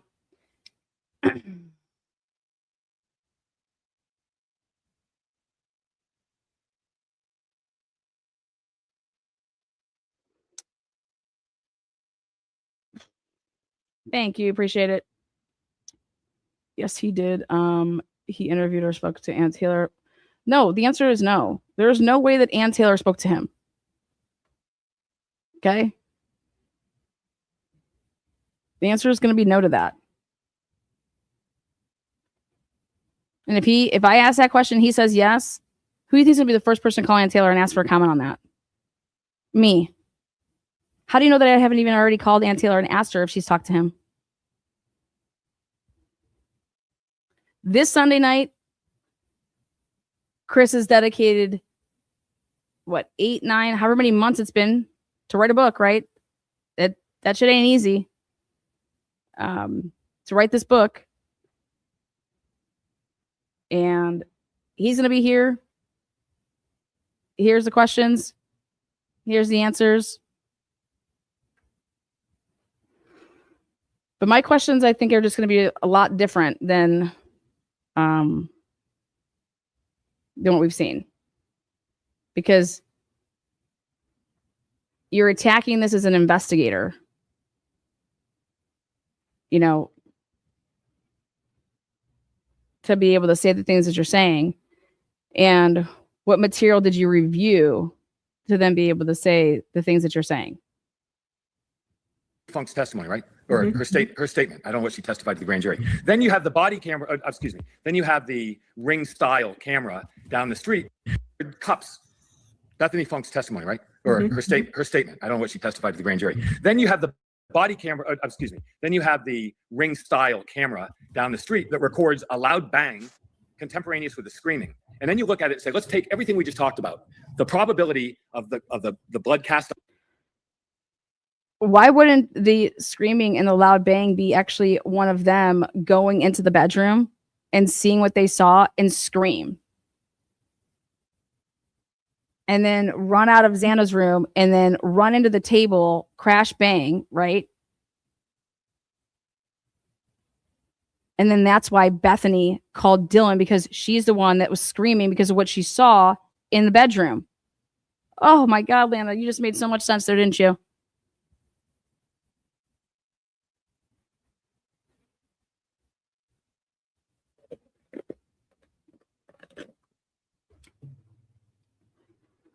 That's what makes sense about the timeline of the calls too, right?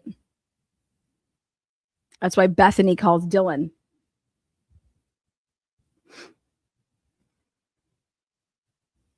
Because Bethany hears Dylan scream.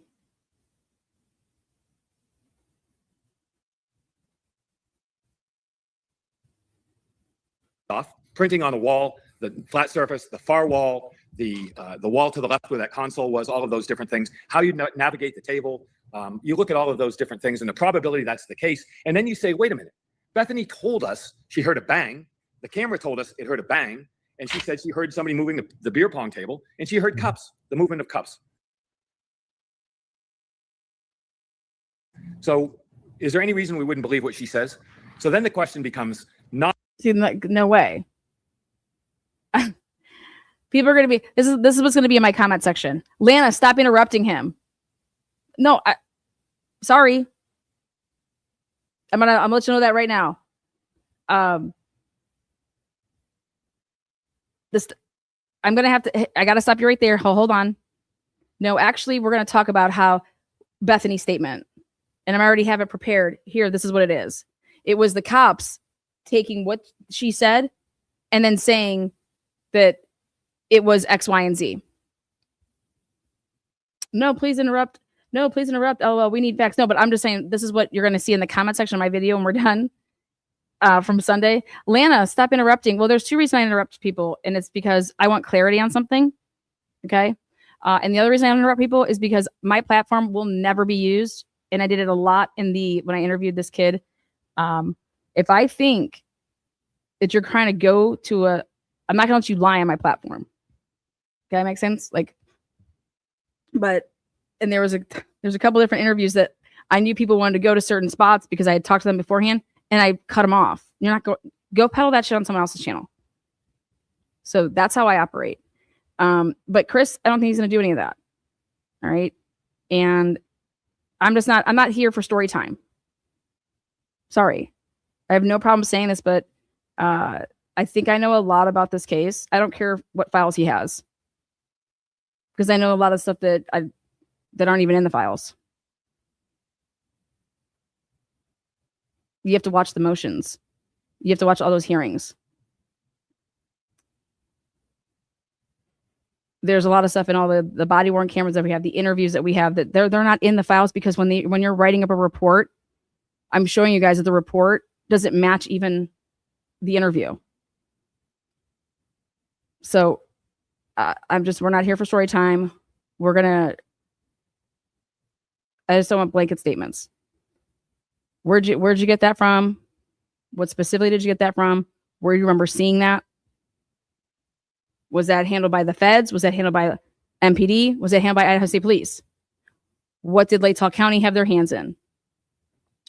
Where did you see X, Y, and Z? And then from that department, who specifically? Because you should have so many notes. If you wrote a book, I would think, where's all your notes from your book that you wrote? How do you do that as a writer? How do you go about writing? I mean, so this is what you call foundation. How I can relate then and understand how you go about writing a book. But how did the table get knocked over? The question becomes, who put it back? Because when police arrived, it was back in the position that the photographs. And for me, that's a big question. I did read the book fully. You do put something in there. I don't really want to leak stuff, but you said, I believe somebody posted a picture on. Outcast is hilarious. I don't really want to leak stuff. Motherfucker Outcast, I love you, because this whole thing's a leak. I don't really want to leak anything. But he meant it in terms of from his book. But that's just Snapchat, and that table was in there. Is that true? Yes. And the table was identically the same position as it was the next morning? Okay, thank you for bringing that up. This is available online. This photograph is online. You can look it up. Okay, it is a picture. I don't know if it was a cell phone. I don't know if it was a selfie. I think, looking back, don't hold me to this, but I think Lakeland actually took the photograph. But it was a photograph of taken on a cell phone of Dylan lying on the couch about the time that they were watching the Vampire Diaries. Right? I know it's online. I've seen it. If you look, that's not online. The picture of Dylan laying on the couch at 2:20, or I'm sorry, at 1:27. That's not online. carefully at that picture, two things are apparent. One, she's sleeping. If you look closely, her eye is open. So that's why I was wondering if maybe it was a selfie. I can't really tell. But what's really important is that you can see the beer pong table in the background with the cups intact. So we know the table was in that position. Okay. This 1000% cannot be true. Okay. Do you understand the angle? This could not be a selfie, and it was not a selfie. In order to have the beer pong tables in the picture, it can't be a selfie, number one, because the way that the table goes, you would have the back. If I'm laying on the couch, if I'm taking a selfie, what's going to be right behind me? You guys see how it's the back of the couch. On any point of that, and nothing with the beer pong tables back there. So to see this picture and that she was like sleeping or whatever.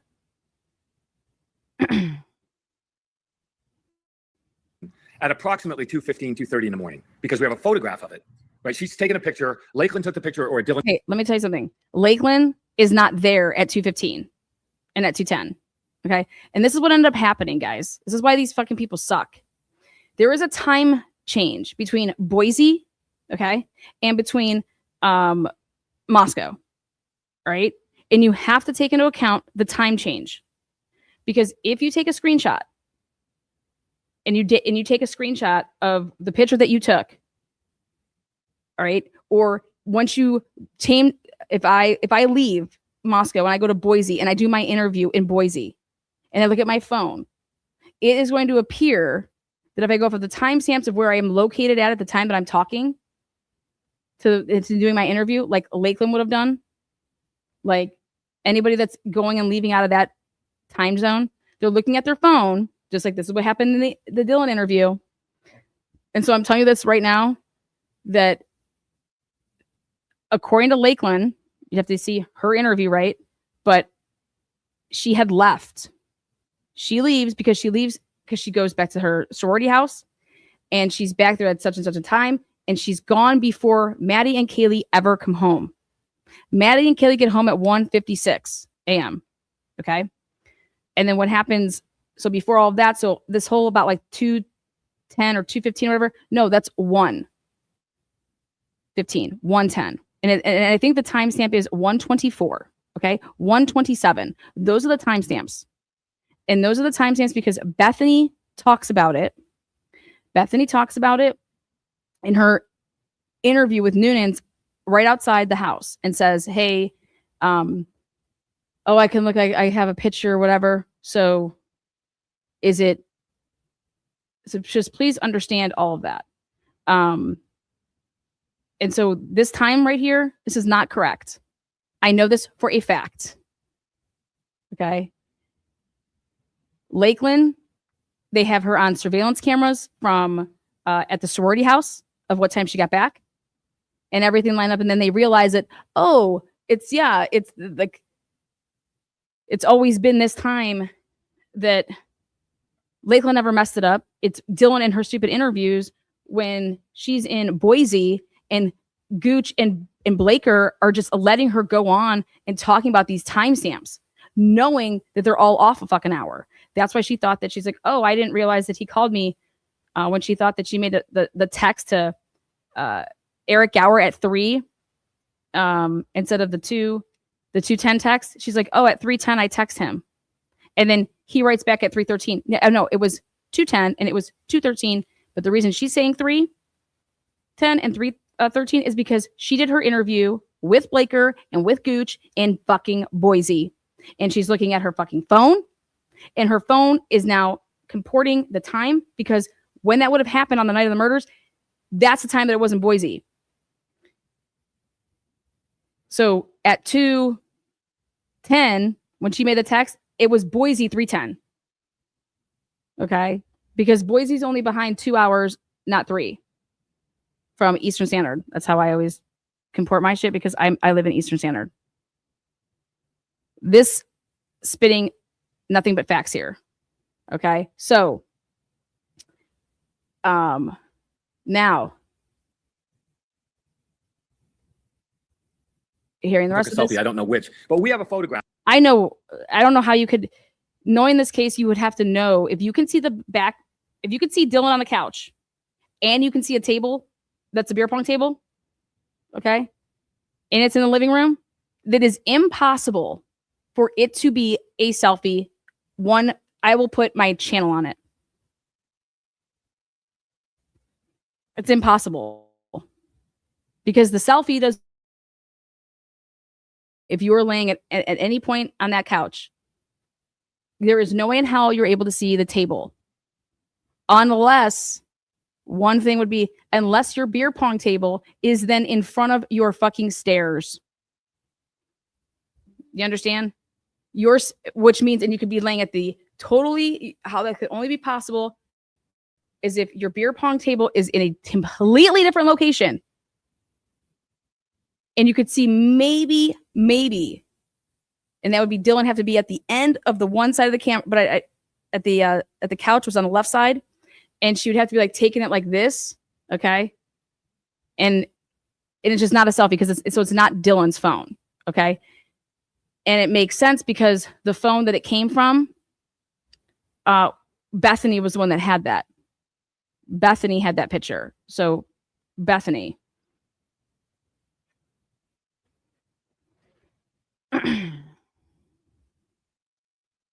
Bethany and Lakeland were taking photographs of that table in situ with the cups on it prior to any disturbance, right?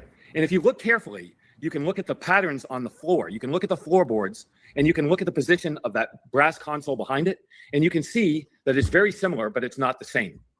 Right. Meaning that it moved.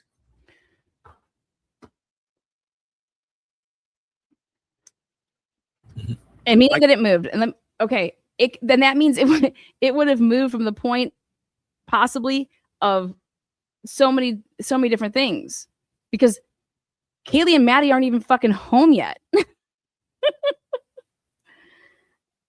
You understand? Like, this time frame is really important. This happened, that picture is taken at 1:24, 1:27. Okay. Yep. Bet my channel on it is not a selfie. 1000% not a selfie. Dylan did not take a selfie. Bet my channel on it. Somebody took that photo.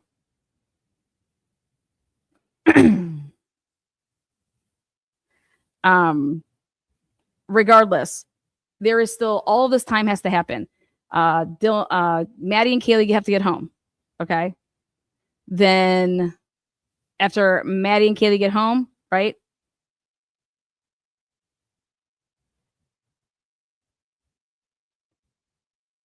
I'm not confused on where the couch is positioned. It's up against, the couch is positioned up against the wall in an L shape. And if I'm taking a selfie laying on the couch, the back of the couch is what's going to be behind me in the wall. Not the table.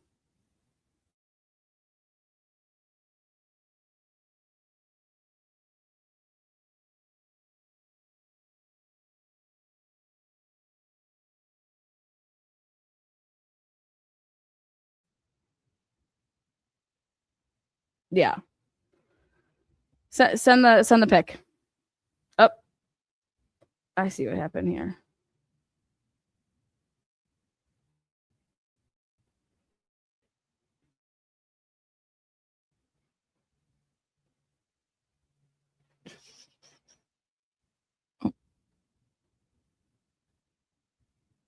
Are we back live? Okay, hold on one second. Okay. Sorry, that just, all my stuff just froze up. You guys good? You can see? Yeah. If her head is at the end by the doorway, wouldn't the tail be behind her? If her head is at the end by the doorway for, yeah, I mean, how is she taking a photo? I'm saying it's not a selfie. I'm saying it didn't come from Dylan's phone. I'm saying that it came from the other girl's phone, because they took a picture of her, Lakeland, and either Bethany, or it was just Lakeland's photo that she took a selfie of herself, and then Dylan was in the background. End of the day, Dylan wasn't the person that took the picture, right?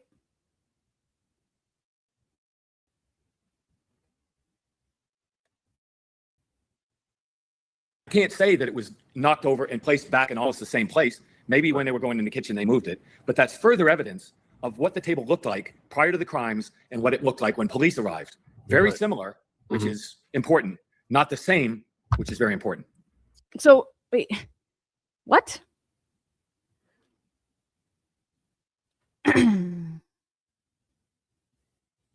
We needed basic, right? It wasn't a selfie. That's all I care about. Thank you. End of story. Moving on.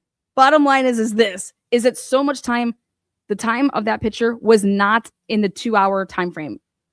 It wasn't a selfie, and it wasn't at 2 24 or 227. It was at 124/127. And the reason this got mixed up is because he just said it was at 2 whatever. It's not. This was taken before Kaylee and Maddie ever got home. And this was taken before Lakeland left, which she left, I think, around like 1:44. Okay. And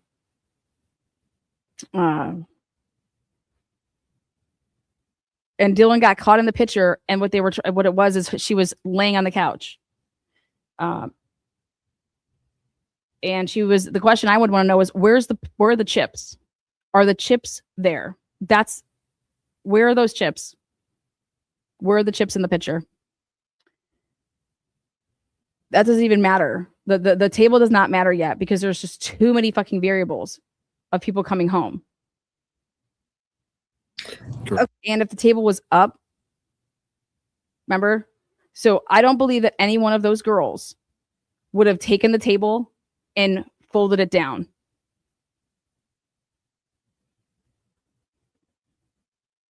To then like pop back up the next day.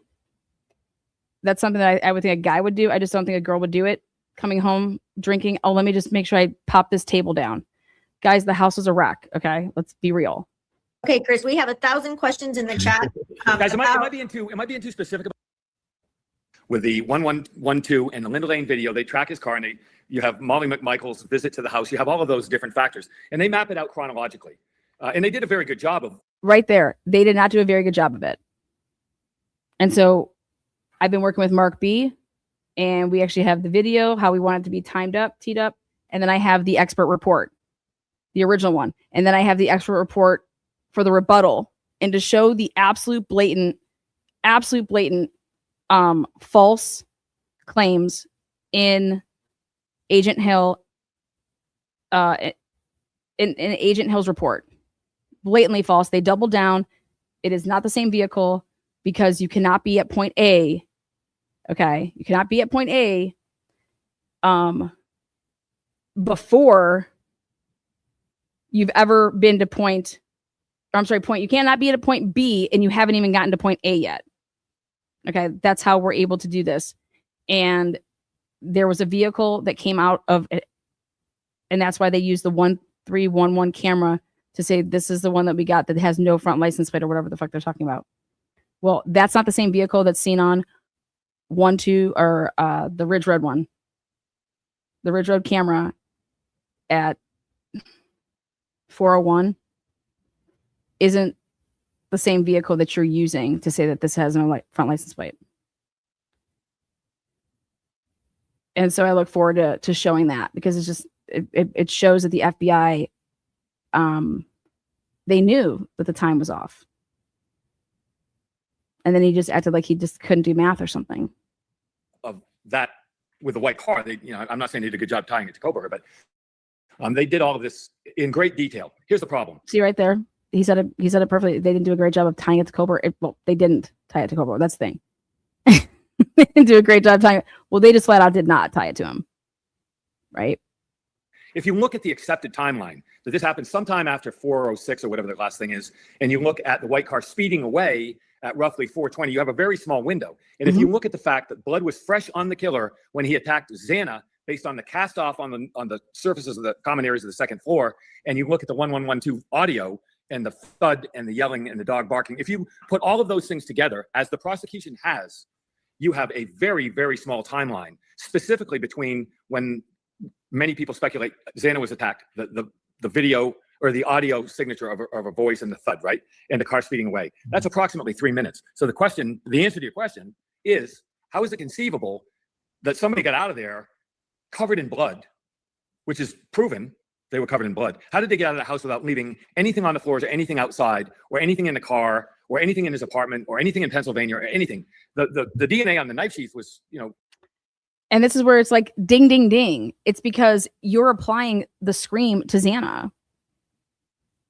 You're saying that you're giving that scream to Xana. There's 2 other people that are alive in that house that scream could have come from. Right?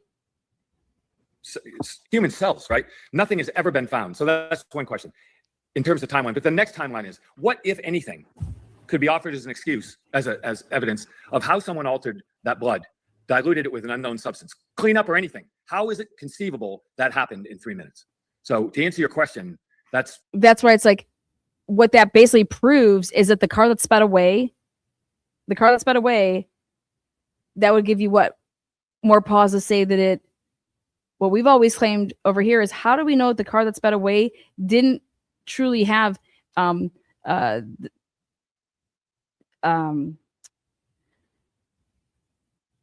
and or Bethany in the vehicle, or that the person that's actually speeding away is somebody getting the hell out of and getting away? Like,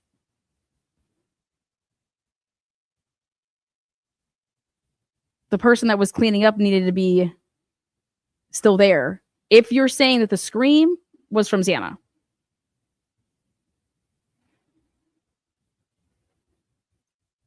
But if the scream is actually from somebody, I don't know, finding the bodies,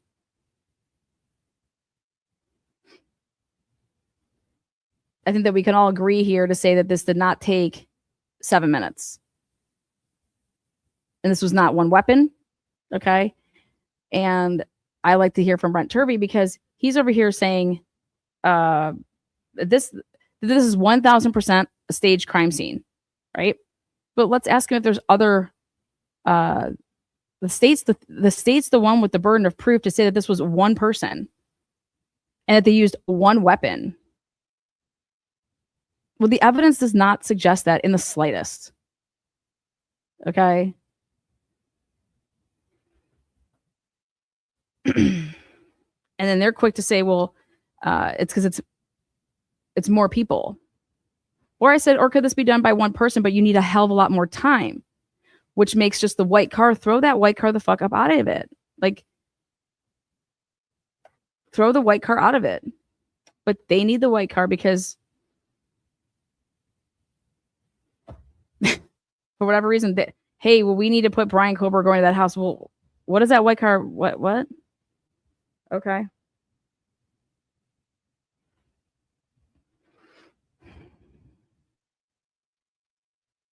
What about all the other cars that are coming and going between basically after 156? Because Maddie and Kaylee have to be there, okay? But what about why I said at the beginning of this that the second floor is the major problem with this whole case. Timeline's a big problem. Hey, see?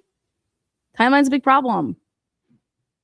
And you're getting the timeline from what Brent Turvey just talked about earlier, this 911 call, and from this from the statements of two people that chose to not call 911 for 9 hours. And in any world that I have ever been a part of, the cops usually don't accept that. The cops usually have a big problem with that.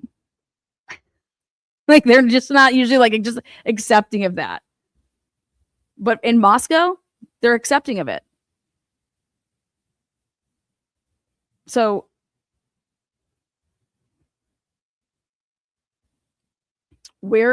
hey, he has the files.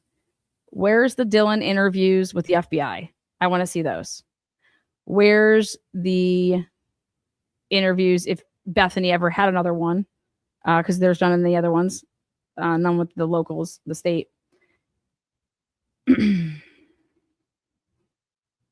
So I know you go into this in your book, but what else is problematic about the beer pong table? Okay, guys, I love this. I like talking about. And you have a porous vapor barrier, meaning the comforter. So there are different characteristics. But if it did, in fact, got very hot up there, it would dry much, much faster than if it were cold. Not freezing, obviously, but cold. So then you start looking at this and you say, okay, let's look at the story. Let's look at the crime scene. Let's look at the entire thing holistically and say, if the sliding glass door of the kitchen was open for 8 hours and the thermostat was 12 feet away, reading that 28-degree temperature, why was the house not 90 degrees when police arrived? So you start, I start to, as outcasting where I start looking at the second floor and I start looking at things and say, wait, how is this possible? How is that possible? Do we know that the killer came and went through that door? And then we get down to the door on the first floor where the cars were parked. And there were two witnesses, one specifically who said he was walking his dog, and he walked at 9 Justin. and 11 in that time frame. And he was certain, he was absolutely certain that the front door to that house was open.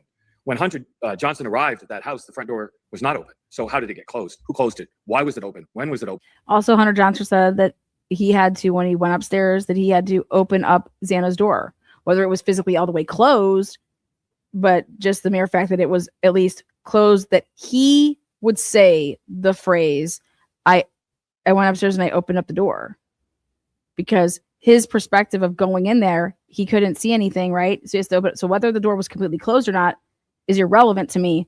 It's about the line of sight because of what Dylan says that she saw, which was Xana just laying on the ground. And now she has to say that because she has to give a reason as to why she knows that Xana doesn't have any pants on, and whatever. But Hunter Johnson basically blows up Dylan again by him saying that the door was closed. That blows up Dylan being able to say that she saw Xana on the floor when she's running down to Bethany's room. She just thought that she was passed out. Why was the dog outside? When did the dog get back inside? If the door to the kitchen was open, why did Murphy the dog sit outside barking for 45 minutes or an hour and not just go in and just go through the open door? These questions are some of the things that we talk about in the book, because there are so many questions. And I don't know who among us would not want to know the answers to these questions. Right. Well, I got a question here for you. Murphy is taken outside of the crime scene by the police officers when they arrive. Is that a normal thing they should be? Okay, so wait, hold on though. Chris, you talked to the people that worked this case as far as FBI goes. How does the FBI not question what you just said? How is the FBI not saying what you just said, right? And saying that to Chief Fry, saying that to Payne, Blaker, Gilbertson. We wouldn't have these questions if the competency level was here with the people that were investigating this case.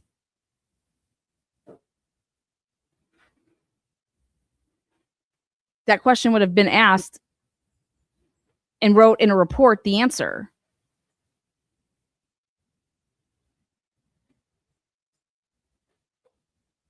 Be doing, or should that dog be kept there for evidence? I'm not too sure how that would work. What do you think about that? I think it could go either way. A very good question, because if the dog had somehow how about this? You don't know. You don't know. And I believe in one of the pictures I'm going to show that there is a little paw print. What's the protocol? The dog could have evidence, right? The dog was not processed. I have the paperwork. The dog was not checked, nothing like that. But what's the policy? What's the procedure? What's the protocol with that? I can promise you it's not what they did. Again, he thinks that Moscow Police Department did a good job. How can you say that when every single thing that I'm going to be talking about does not say, claps? It says, what the fuck? But what's the protocol? Exposed itself. If the dog had blood on it, then you've got an issue. The dog did not have blood. The dog was found on the bed. That's not true. The paw prints. The paw print that the dog went into Maddie's room. What about fibers, forensics? Like, what about stuff that's naked to the eye? Like, I mean, just because the blood wasn't on there.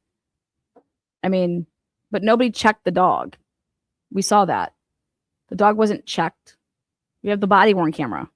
I disagree with this. Because if the dog had somehow exposed itself, if the dog had blood on it, then you've got an issue. The dog did not have blood. The dog was found on the bed in Kaylee's room. And the dog was not found on the bed in Kaylee's room in terms of the one body worn camera that we have blacked out. Show me where they processed Kaylee's comforter. Show me where they took Kaylee's comforter into evidence. Show me where they took pictures of Murphy being underneath where the desk is in Kaylee's room.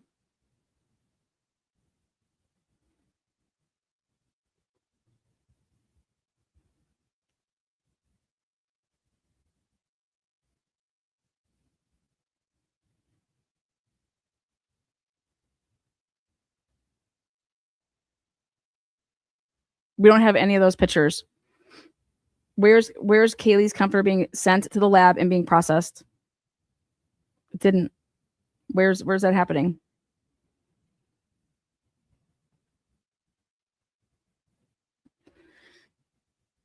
I'm just saying, like, you can't say that. That's why, you guys, I'm starting with the letters HO, which is HO. 90% of the house was not processed. Like, at least, if not more, 90% of that house was not processed. And never barked, never Right. well, didn't do anything, didn't get up and, a dog will come to you affectionately or whatever. None of those things happened. The dog sat on the bed, made no noise whatsoever until after the fact when they took the dog outside. So I think you would want to get the dog out. I think they did the right thing. You don't want the dog otherwise contaminating the crime scene. Right. And you want to care for the dog, and it had no evidentiary value that was obvious. They did take hair samples, and they did look. They took hair samples way days later when they asked Jack D to provide hair samples. Hey, can we come get hair samples off of Murphy days later?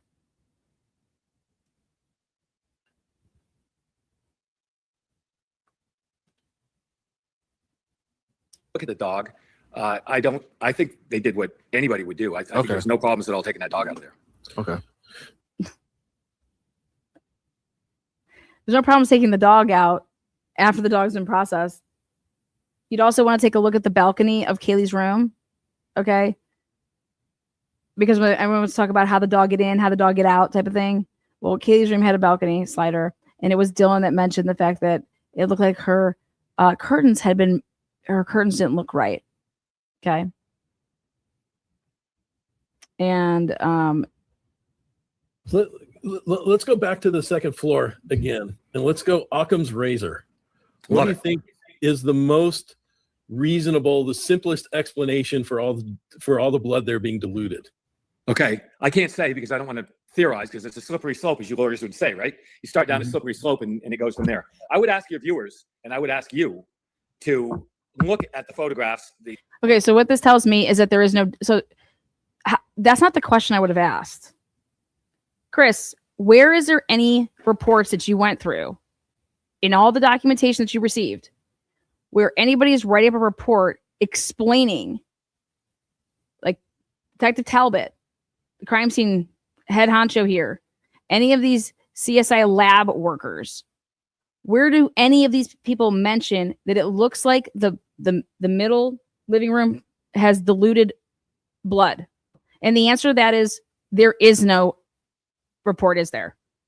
Because you wouldn't need to do any of this shit. I don't want to talk about any of that. Is there a report that talks about this? Did anybody say, hey, you guys, we don't have any gravity droplets from like this knife that somebody would have had to use, and we don't have any, I don't know, feet print leaving. We don't have shit. How, like what? How come they made ground level right there at the door entrance as hey, this is where we're going to set up shop to bring all of our shit through? That's an entry exit point. Okay. Why are you trampling that? That's not what you would do. That wasn't even processed. That's never been processed. You guys know that? I mean, why would they set up shop? The guy that's standing at the door, why is he standing there? He should have never been standing there. That fucker should have been all roped up, right? And then you should be right there on the street, right? Why would you be standing and going in and out, and then all of these other people from Moscow Police Department in and out? Why? They never processed that entrance. It's laughable. The prosecution's report, Dr. Turvey's report, look at all those reports and ask yourself the same question. Hey, what do you mean, Chris? Look at all these reports. We don't have any of the reports. Nobody does. We don't have any of these reports. And I don't want to talk about the expert reports. I want to talk about the investigation. Okay? They did not seek out Paulette Sutton until after the fucking house was torn down. You understand that? You have these crime scene specialists, right? Idaho State came in to do all this work. You're sitting here telling me there is not one report of anybody mentioning the fact that we have no idea how the killer got in. We have no idea which way the killer went. We don't know a path of travel here with anything. Nobody mentions the diluted blood. No, he's not. Lana, he's pointing out things that are inconsistent. No, but we don't need him to point out things that are inconsistent. We need to ask him the questions of, he's seen 59,000 files. He's seen 200,000 pages. The questions that we need to ask him is did you see any of this? He does not need to be speculating. He does not need to be giving, there's no hypothesizing. Is the material there or is it not? You're telling me that out of all these fucking people that worked this case, none of these amazing, intelligent people, right, wrote in any reports or thought that they needed to figure this out as to what the hell is going on here? Because this is at the bare minimum, we have some type of a cleanup here. Bare minimum. We have a 911 call that looks like it came in hella late. We have all these questions. We don't have any answers because they didn't go out and do the work. As Brent Turvey said at the beginning of the episode, you have to do the investigation.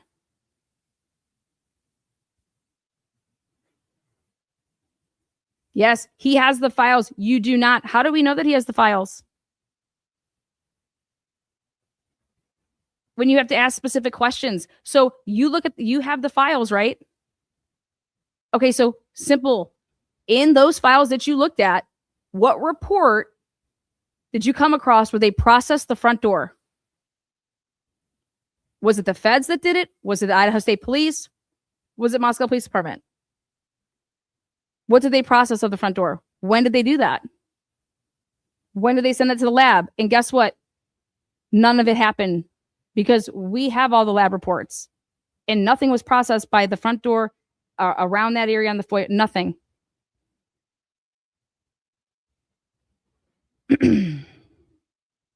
Again, giving Bill Thompson props, giving MPD props, giving Idaho State Police props, and giving the FBI props on this. You wouldn't have wrote a book.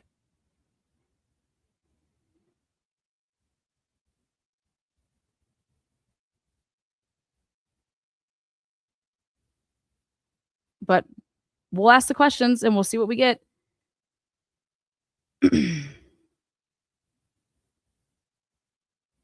I'd be saying things like, hey, you have that question? Guess what? Those files don't give us any of those answers. That's how I've been writing my book. I wanted to find out this. Oh my gosh, once I got all these files, this is how I began. I first did this, and guess what? I was looking for this. They're not there. In all the files that I have searched. It took me 3 years to get through these files, okay? Or I've been searching through these files for 3 years, and when I would try to come up with stuff to, like, when I'm wanting to figure stuff out, I can't find it. I can't find where there's a report discussing that. I can't find a report where anybody put any time into that.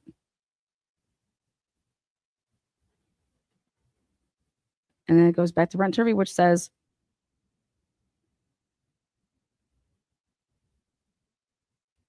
what did you guys do to investigate?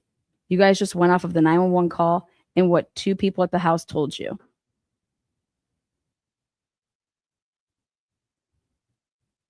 Well, let's throw out what they've said, and then let's talk about the case.